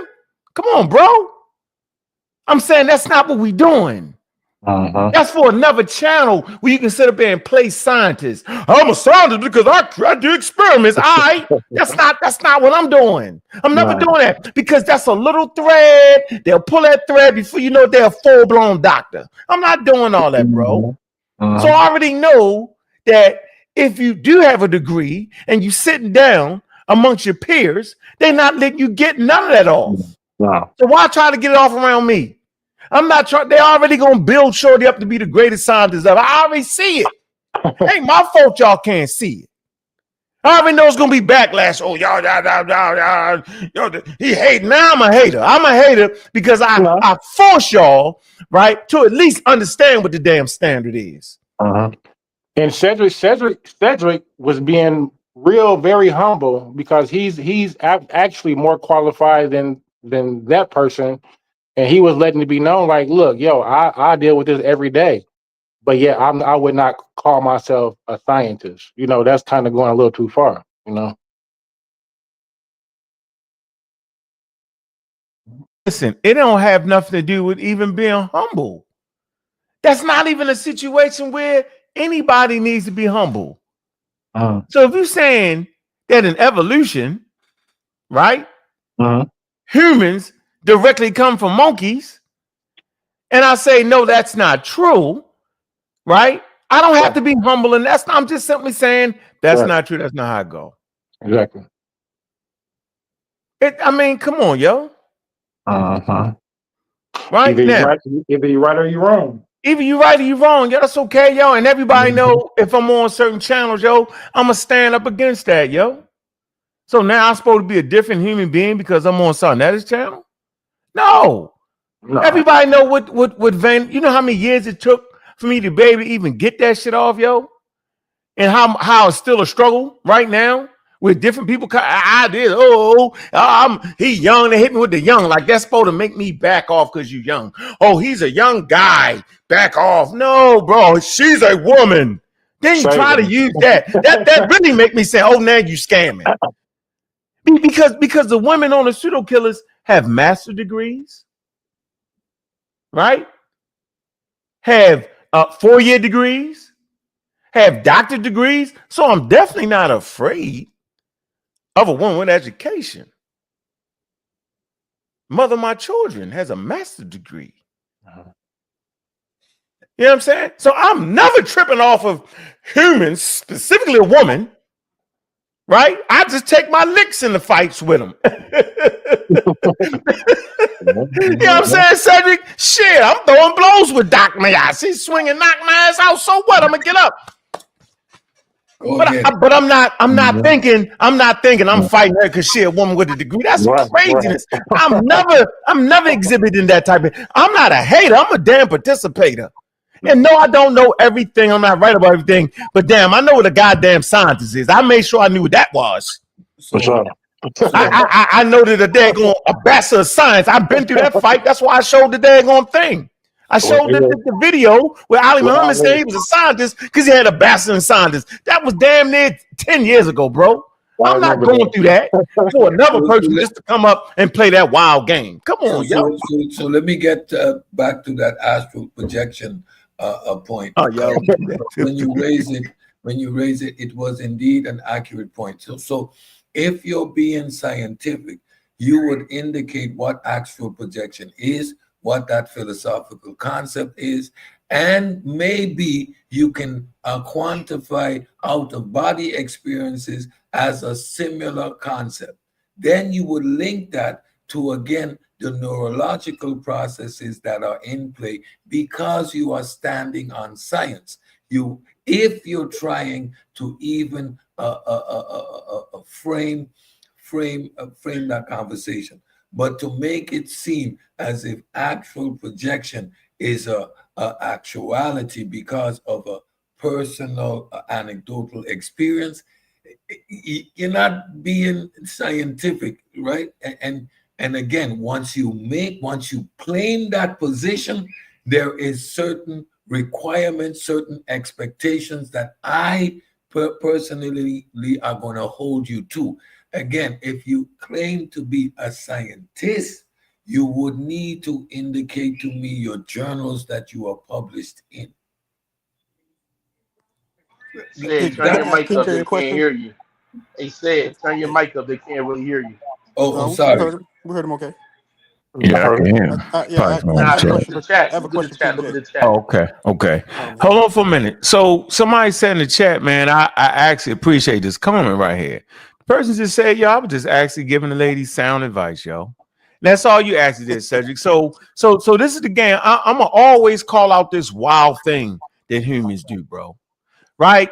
They when they wrong, right? Or when they've been getting something off for a very long time, and somebody actually challenges it, it's called deflect. They find all kind of other ways, I'm saying, to make it seem like you doing too much, right? So I just simply gave sound advice. I even got people on my side over here talking reckless. Yeah. Oh, let the lady give her a break. Why? You know what I'm saying? I'm not correcting her because she's a lady. I'm correcting her because she's not a scientist. I'm correcting her because that's not what it is. How's that ever a problem, yo? If we trying to, I'm always wanting to educate people. How's that a problem, right? That the African American community can't be educated on something they don't know about. How's it a problem that Shlimbe can't educate me on something I don't know about? How's the problem that Cedric can't educate me on something I don't know? Why is that a problem? Why I gotta stick my chest out at these dudes? I know who the hell I am. They know who I am. But why can't they, give me some sound advice on something without it being, oh, them niggas hating. Shlimbe ain't coming here just hating. Oh, Cedric, I can't believe you hate. Why would it have to be that? Why can't they just know something I don't know? And they're simply trying to help me forward. Now, if I was a hater, I'd let her drown and let her play this game. Them come get her. Because we come get you. And I'm saying in an academic sense. Did you get way up there and bust the bubble? So it should not be a problem. Nobody's going against anybody's education. And I can say, yes, you definitely have more education than me. You do. So you say, because I ain't seen it. Don't hate me, hate the game. The game made me say, if I don't see your damn degree, and I ain't saying on nobody, then I don't have to believe it. Because what we do know this. White people will lie. Black people can lie. That's a That fact. goddamn paperwork don't. That's what we know about this community. Seeing this believing around here, yo. I done seen them y'all ain't seen it? I done seen them act like they done had a daggone degree. Y'all don't remember all that? Trust me, verify. The science, Come on, bro. the science degree, whatever Yeah, it was. come on, bro. Yeah, we ain't doing all that. Come on, yo. We done went through all that, bro. We ain't gonna keep going. Let's say it's an actual bachelor's degree. The next step to claim that you're doing genetic mapping in your basement is completely and utterly ridiculous. Yeah. On top of that, who said that? Who said that? Ali Muhammad, he's doing genotyping genetic studies, and he's mapping people's genomes. He did say he have his own lab in his basement. Yeah, he's got $1 million, $10 million equipment in his lab. But I do have a question for King J though. King J, you mind taking a question from me? Listen, the serology machine that we use in the lab, which was doing about 25 tests because I was in charge of serology because of my biochemistry background. On top of that, I did a full year of immunology at the medical university here as an upgrade to running the serology department, right? I went to DPC in New Jersey to get training. The machine cost $120,000. $5,000. The reagents cost $2,500 a kit. And that's just serology. That's not that's not That's all he's agreed. He created his own machine, Cedric. I have a question when you guys are finished for King J though, if you allow it. Go ahead. Hey, you mentioned Hold Temple on, University. hold on, Ron. Can you see that though, Ron? What does Yeah, I that see say, it. Ron? What does it say, Ron? Temple It says University. Temple University, yeah. Yeah, but what Abdul though? Ali Muhammad. Is what? Bachelor. Bachelor in what, yo? Bachelor Bachelor of what? Science. It don't even say word science. Look at it real close, Read yo. it again. Oh man. See, this is what I've been going through, yo. Yeah. This is what we go through, yo. SCIE. Hey, Ron, go figure that, yo. I start saying, man, when a person keep fighting too hard, saying they're a scientist because they got a bachelor's degree in science, I start getting shaky. Look, bro, this is 10 years ago, man. This man held this degree up, yo, talking shit to me though. For an hour, this man talked crazy to me. And to be real, Cedric, I don't know if you really watched this right here, but to be real, this video, if you look back at it now, right, it actually shows how science work. Because when the A00 first came out, right, they thought it may have been an archaic human, right? And I tried to tell Ali, I said, Ali, it's never saying that A00 meant that the Africans were in America first, bro. You tripping. That was his stance. I said, even if I don't have it all right, I'm reading from the Journal of Nature and Science. I said, it doesn't mean it's not going to change. So at the update on what I was talking about is that now they recognize, because now they found some archaeology that will support that A00 was that anatomically modern human. But at that stage in the game 10 years ago, yo, they didn't have anything to say the Homo sapiens went back to 300,000 years, y'all. Yep. So the video is a great video to show how things can change. The pseudo will take advantage of that. See, they didn't know what they were talking about. No, that's not how science works. And I said that in the video. But if y'all think I'm sitting here and continue to keep going through this show with people, I'm not doing this for y'all. Matter of fact, I didn't sign up That's funny. to be dragged through the mud by nobody acting like they this and that. That's not what I signed up to make sure y'all knew that they was trying to trick you. That's why I signed up. I didn't sign up for Saw, Wuja, Smash, and Gozy, me. I ain't signed up for nobody tricking nobody. Yeah. Trust me with that, yo. We friends until we not. All right? That's the standard right here. And I'm saying friends in this thing we call teaching, you start going left, yo, then go left, yo, because I ain't doing it with you. We talk after the show. But I ain't going live with you, yo, taking all them bullets. Come on, bro. Yeah, forgot to use spell check. Yeah, he said he's yeah, just real quick. If I can Go ask a ahead, Cedric. question I'm for sorry, bro, King for J. taking. I had to tell you why. I had to show you why I'm tripping like this, bro. Yeah. Come on, man. Can I ask a question of King J real quick? Yeah, go ahead. Hey, King J, you mentioned this. You said that you didn't see how a person could believe in astral projection and still believe in science. Did I catch that statement correctly or incorrectly? Correct.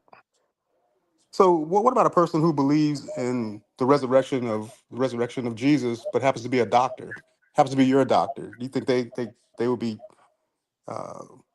would you trust them? Would you trust their science, their knowledge of scientific understanding of being a doctor? So with that, so I would assume, so like I had a situation that happened to occur where my uncle was in a situation whereas the doctor wasn't allowed to really give any type of, say anything as far as like God or, he just had to, let us know the raw deal, the scientific, he couldn't, I said, but he believed in that Jesus I was don't know raised from what the he dead. Or believed Jesus. in. No, I I'm don't just know. I'm asking a hypothetical Why question. you bring it up? Okay. I'm asking you a hypothetical question that Okay.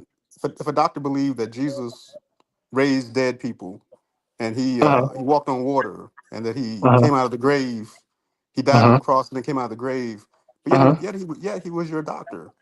Okay. Would you say that? Would you say that person would be qualified to be a doctor or could use science? So you're Yeah, looking. yeah, I'm yeah, asking. yeah, I'm asking King James a yeah. question. I don't think a person's religious belief would stop me from allowing them to administer any type of, you know, medical, you know, assistance to me. Ron tricking you now. Yeah. I'm So saying No, again no, because he's making because a if category. I'm Yeah, dying, if yo. I'm If that dying, God believe that God help heal, you gotta tell me. help heal your So let oh, father, me yo. oh, so let me oh. Yeah, show you. yo. Yeah, see, So that's let me different show right you. there. That's Go Ron ahead, is say, making go a ahead, Cedric. category. Ron is making a category fallacy, right? He is equating. He's equating a God. doctor, which is executing, which is practicing of Yeah. doing Science. Uh-huh. applied science to a science quote unquote test, Mm-hmm. right? And applied science, he is learning how to repair the engine. Has nothing to do with his grounding Right.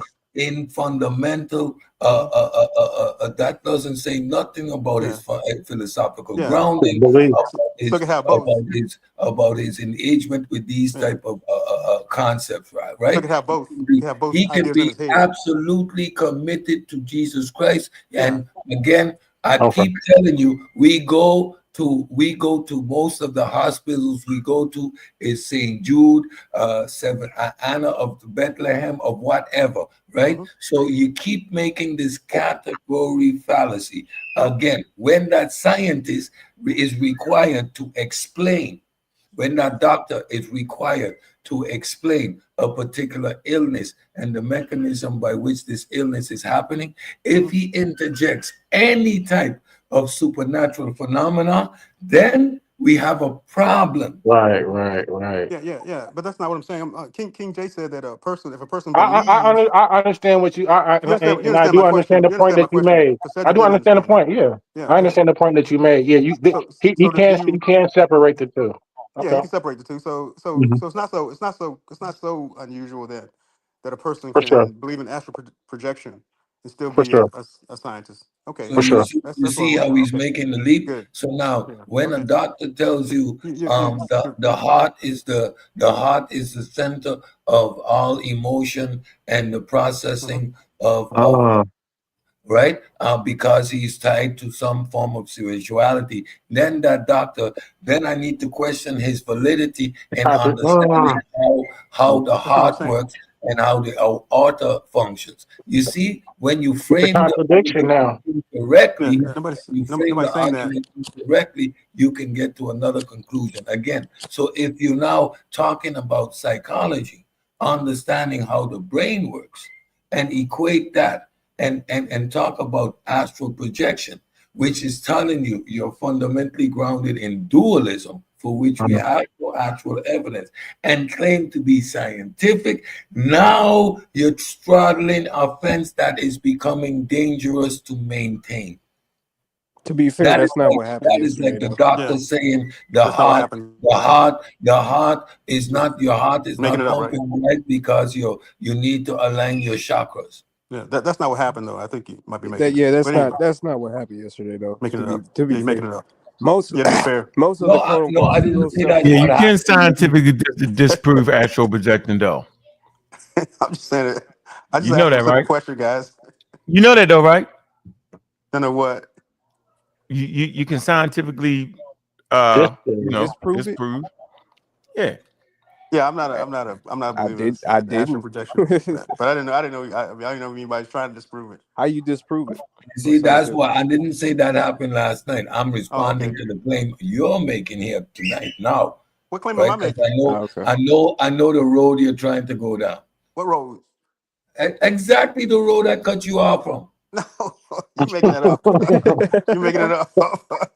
No, I mean Cedric's a Cedric bad made a good man. point. Cedric Cedric's a made a good mind point. reader. Cedric's a mind reader. He doesn't know what He he's made a talking good about. point, and that's what I understand it to be is a Exactly. contradiction. Exactly.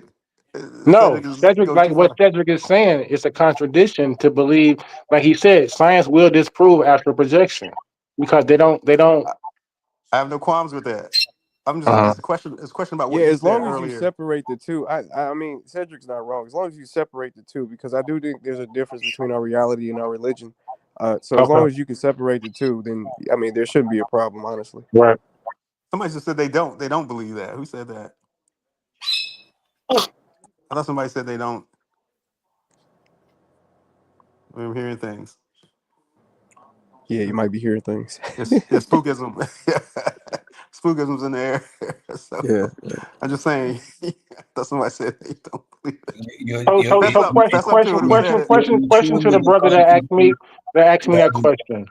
I have a question to you. So in regards to dark matter, would you say that this dark matter has a conscious?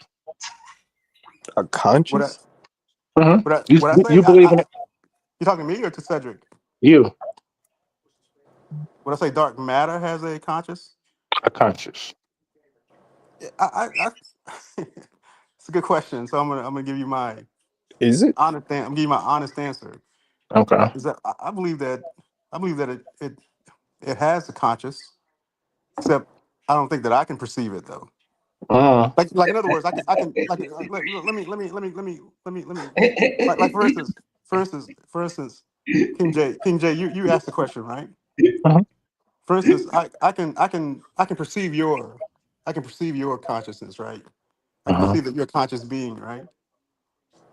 I can even perceive that a What are y'all defining conscious You as? can you I can think you I can think you we can need you can finish, to. you guys. can you can perceive my you can perceive my physical being. You can perceive my matter. Yeah, I perceive that you have consciousness. I can perceive that you have consciousness.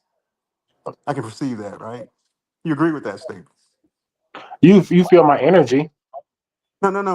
I mean, I like, feel like y'all just okay, using words. I wait, ain't wait a gonna minute. lie to you. You have consciousness, right? Describe consciousness so we can be on so I we mean, can you be on have the same. awareness. You have awareness. You have awareness. Okay.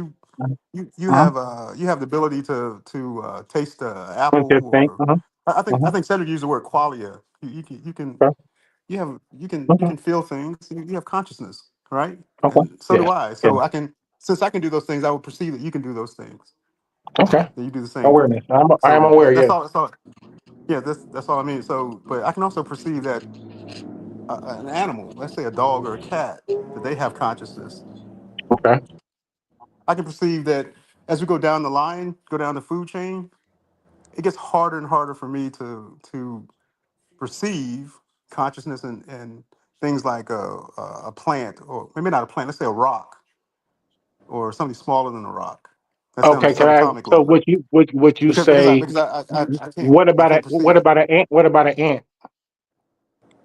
It'd be hard. It's hard. I imagine It's that not ants hard. have It's not consciousness, hard for but me to perceive consciousness in ants because I can perceive I don't their want to argue workers. with you. I Okay. just said that they have consciousness. I just said it would be Uh, hard for me to perceive it, but I'm just saying they don't have consciousness. No, don't get me So are wrong. you I'm not trying to asking? argue with you. Does dark matter? Is dark matter aware of itself? I'm saying dark matter is made up of Well, I was more asking King ultimately. J. It's go ahead, dark matter. Go ahead, King J. I'm sorry. Go ahead. King, yeah. Are you asking that? because you believe in it that it's in intelligence, right? Sure. Okay. So it's omni. So this is so you're. What is your religion? I'm a Christian. You're a Christian. Okay. Yes. So you believe. So you believe in um the what is it you're not a Hebrew. You're just a Christian. You believe in a resurrection. You believe in Jesus as your and is that correct? Sure. So you believe in the what is it the dark so that darkness that was over the deep is that the dark matter that you're talking about? Sure. Okay, so that's the biblical narration, right? That's not Sure. scientific, right? Sure. Okay. So you're Who's giving me Again, do you think who's the that Christian? dark King J or matter the other is guy? aware of itself? King J, Is you my said you're a question. Christian. no. Okay. Wait a minute. Wait a minute. He ain't. Come on. Wait a minute. So King J, my question was, do you think that dark matter is aware of itself? No. Okay. There you go. Now you can go ahead. It just is. They don't even know what the hell dark matter is. I can't even believe people talking about this shit. Yeah, that's what I'm saying. Like trying to put dark matter and consciousness together is kind of, to me, kind of a fallacy within itself. But I mean, we can Well, have a because discussion. if we go back to, if I ask a religious person and a scientific person to go back to the beginning, they both just say that it just existed. God created it. A scientist person won't be able to tell you where the first element came from that created the Big Bang. I Am I mean, but that's understanding? anybody. I mean, you can't tell us where life Exactly. started. I mean, oh, okay, that's what you're arguing. Okay, I agree. Yeah, I So, go with that. so Yeah. they say the same thing. What's Okay, Wait. Back to the dark matter. What you at, yeah, Cedric? You on there, Cedric? What you going? What you doing? I'm right here. So we in contact with a real astrophysics, right?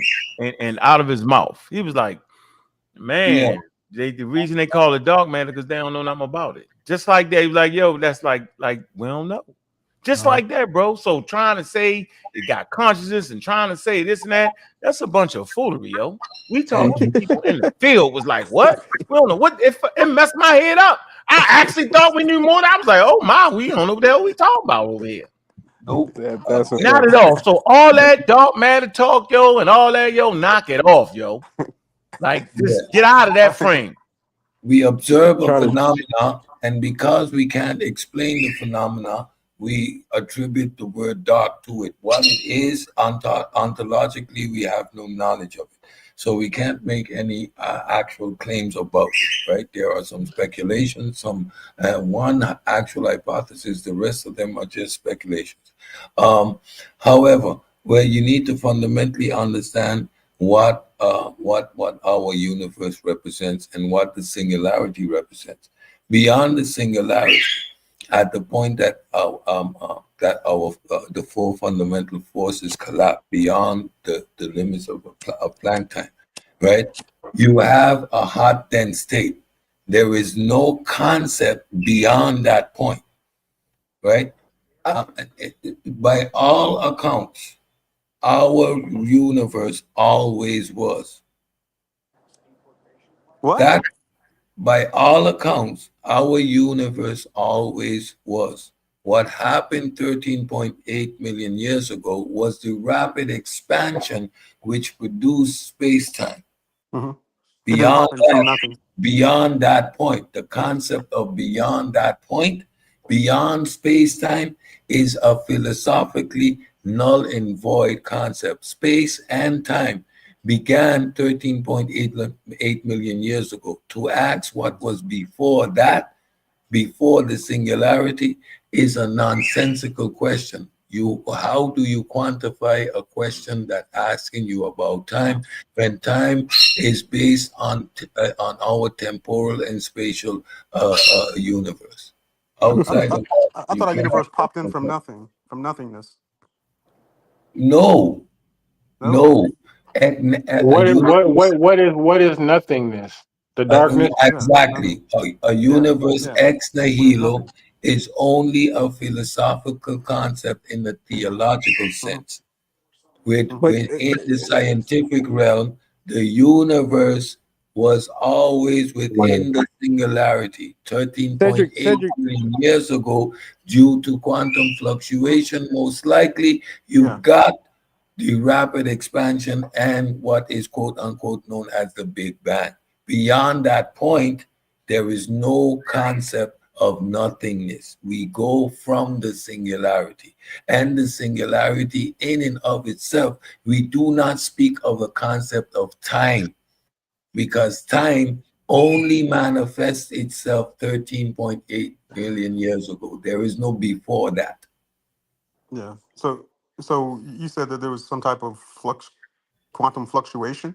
So our universe started out as a fluctuation, The Big Bang. as a quantum fluctuation. Came out of nothing then. What is nothing? It's dark matter. So Yeah, if I ask you what nothing is, you'll say it's dark nothing's matter. not dark. Dark matter is something. So that's what I'm saying. What is nothing to you? So You was you're saying before the Big Bang there was just dark matter. yes.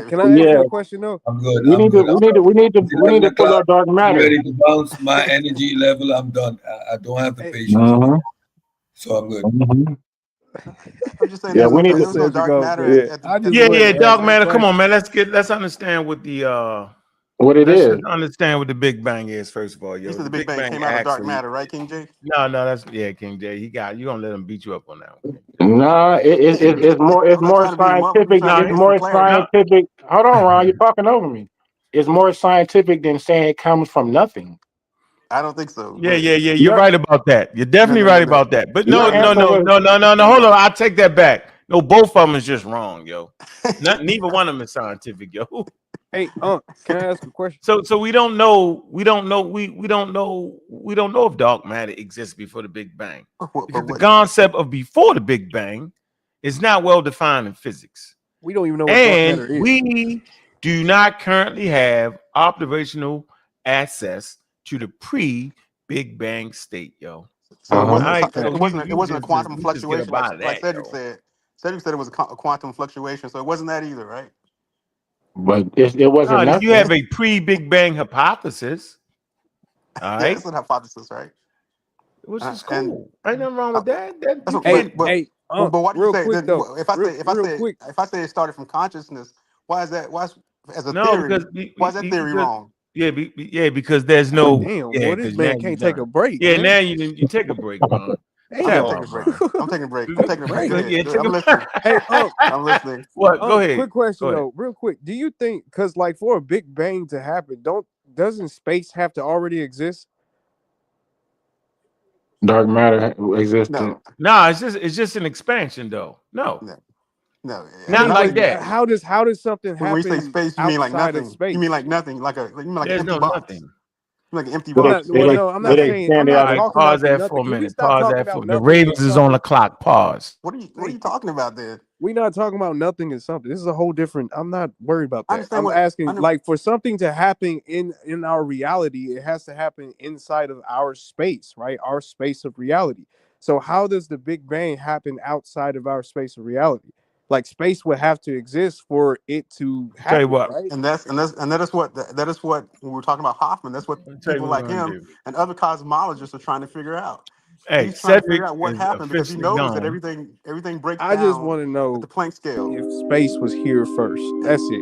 I don't We'll Dark, get really on care that. dark, about that. No. Space wasn't here first. You talking about the universe or before the universe? Well, yeah, like the universe. Well, space would be just our surrounding. Pretty much The everything. Space universe. would be No, the yeah. universe. dark Our universe matter. came from But the the universe is not inflation. just everything. The universe includes the stars, and the Milky Yeah, Way includes right, that nature. right. I'm not talking Dark about the matter, stars. dark energy, all I'm talking everything. about the space in between the space Yeah, that the it came. universe is in. Yeah, it came from. Yeah, from the beginning. It came from the Big Bang, so-called Big Bang. Well, Everything you see in the universe I'm came from that asking, point. arguing though. That's what I'm asking, arguing. I'm Hey arguing man, that. it's been a powerful show. We're gonna get back at tomorrow, man. Appreciate everybody tuning in, man. Thanks for the opportunity. I really appreciate you guys allowing me to come on. It's been enjoyable. That's just You gotta train your mind to fight against the pseudo judo, yo. They start having degrees and calling themselves and doing all kind, and then trying to just play you. That's what they do. nah. Come on, Hey, come on. No. hey. Again, I appreciate you guys giving me the opportunity to All come right, on. man. Appreciate you, Thanks. Ron. Peace. All right, you guys. Everybody have a good night. Take All care. right, absolutely, man. Join the server, man, to get in the conversation, man. Where you can find Ron and his friends. Yeah. Hey. Appreciate all the pseudo killers, man. Everybody that came through, man. Gary, I see you, man. Eric Graham, appreciate you, Mika. Mac Rob, pseudo killer official, man. Salimbe, man, all day, every day, man. Courtney Thompson, man, was in the building, man. Fontaine, man, with the fire song, man. King Hercules. We're attacking the information and attacking the methodology. This is long time coming right here. Let them know. Pseudo killers. Let them know.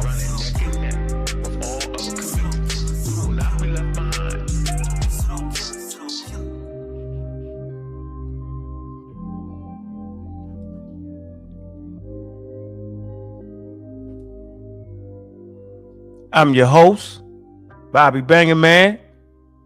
We did the deep dive with Cedric, man. In his series of lectures, man, and presentations, man, on consciousness and outright foolery across the board. And with that, we out.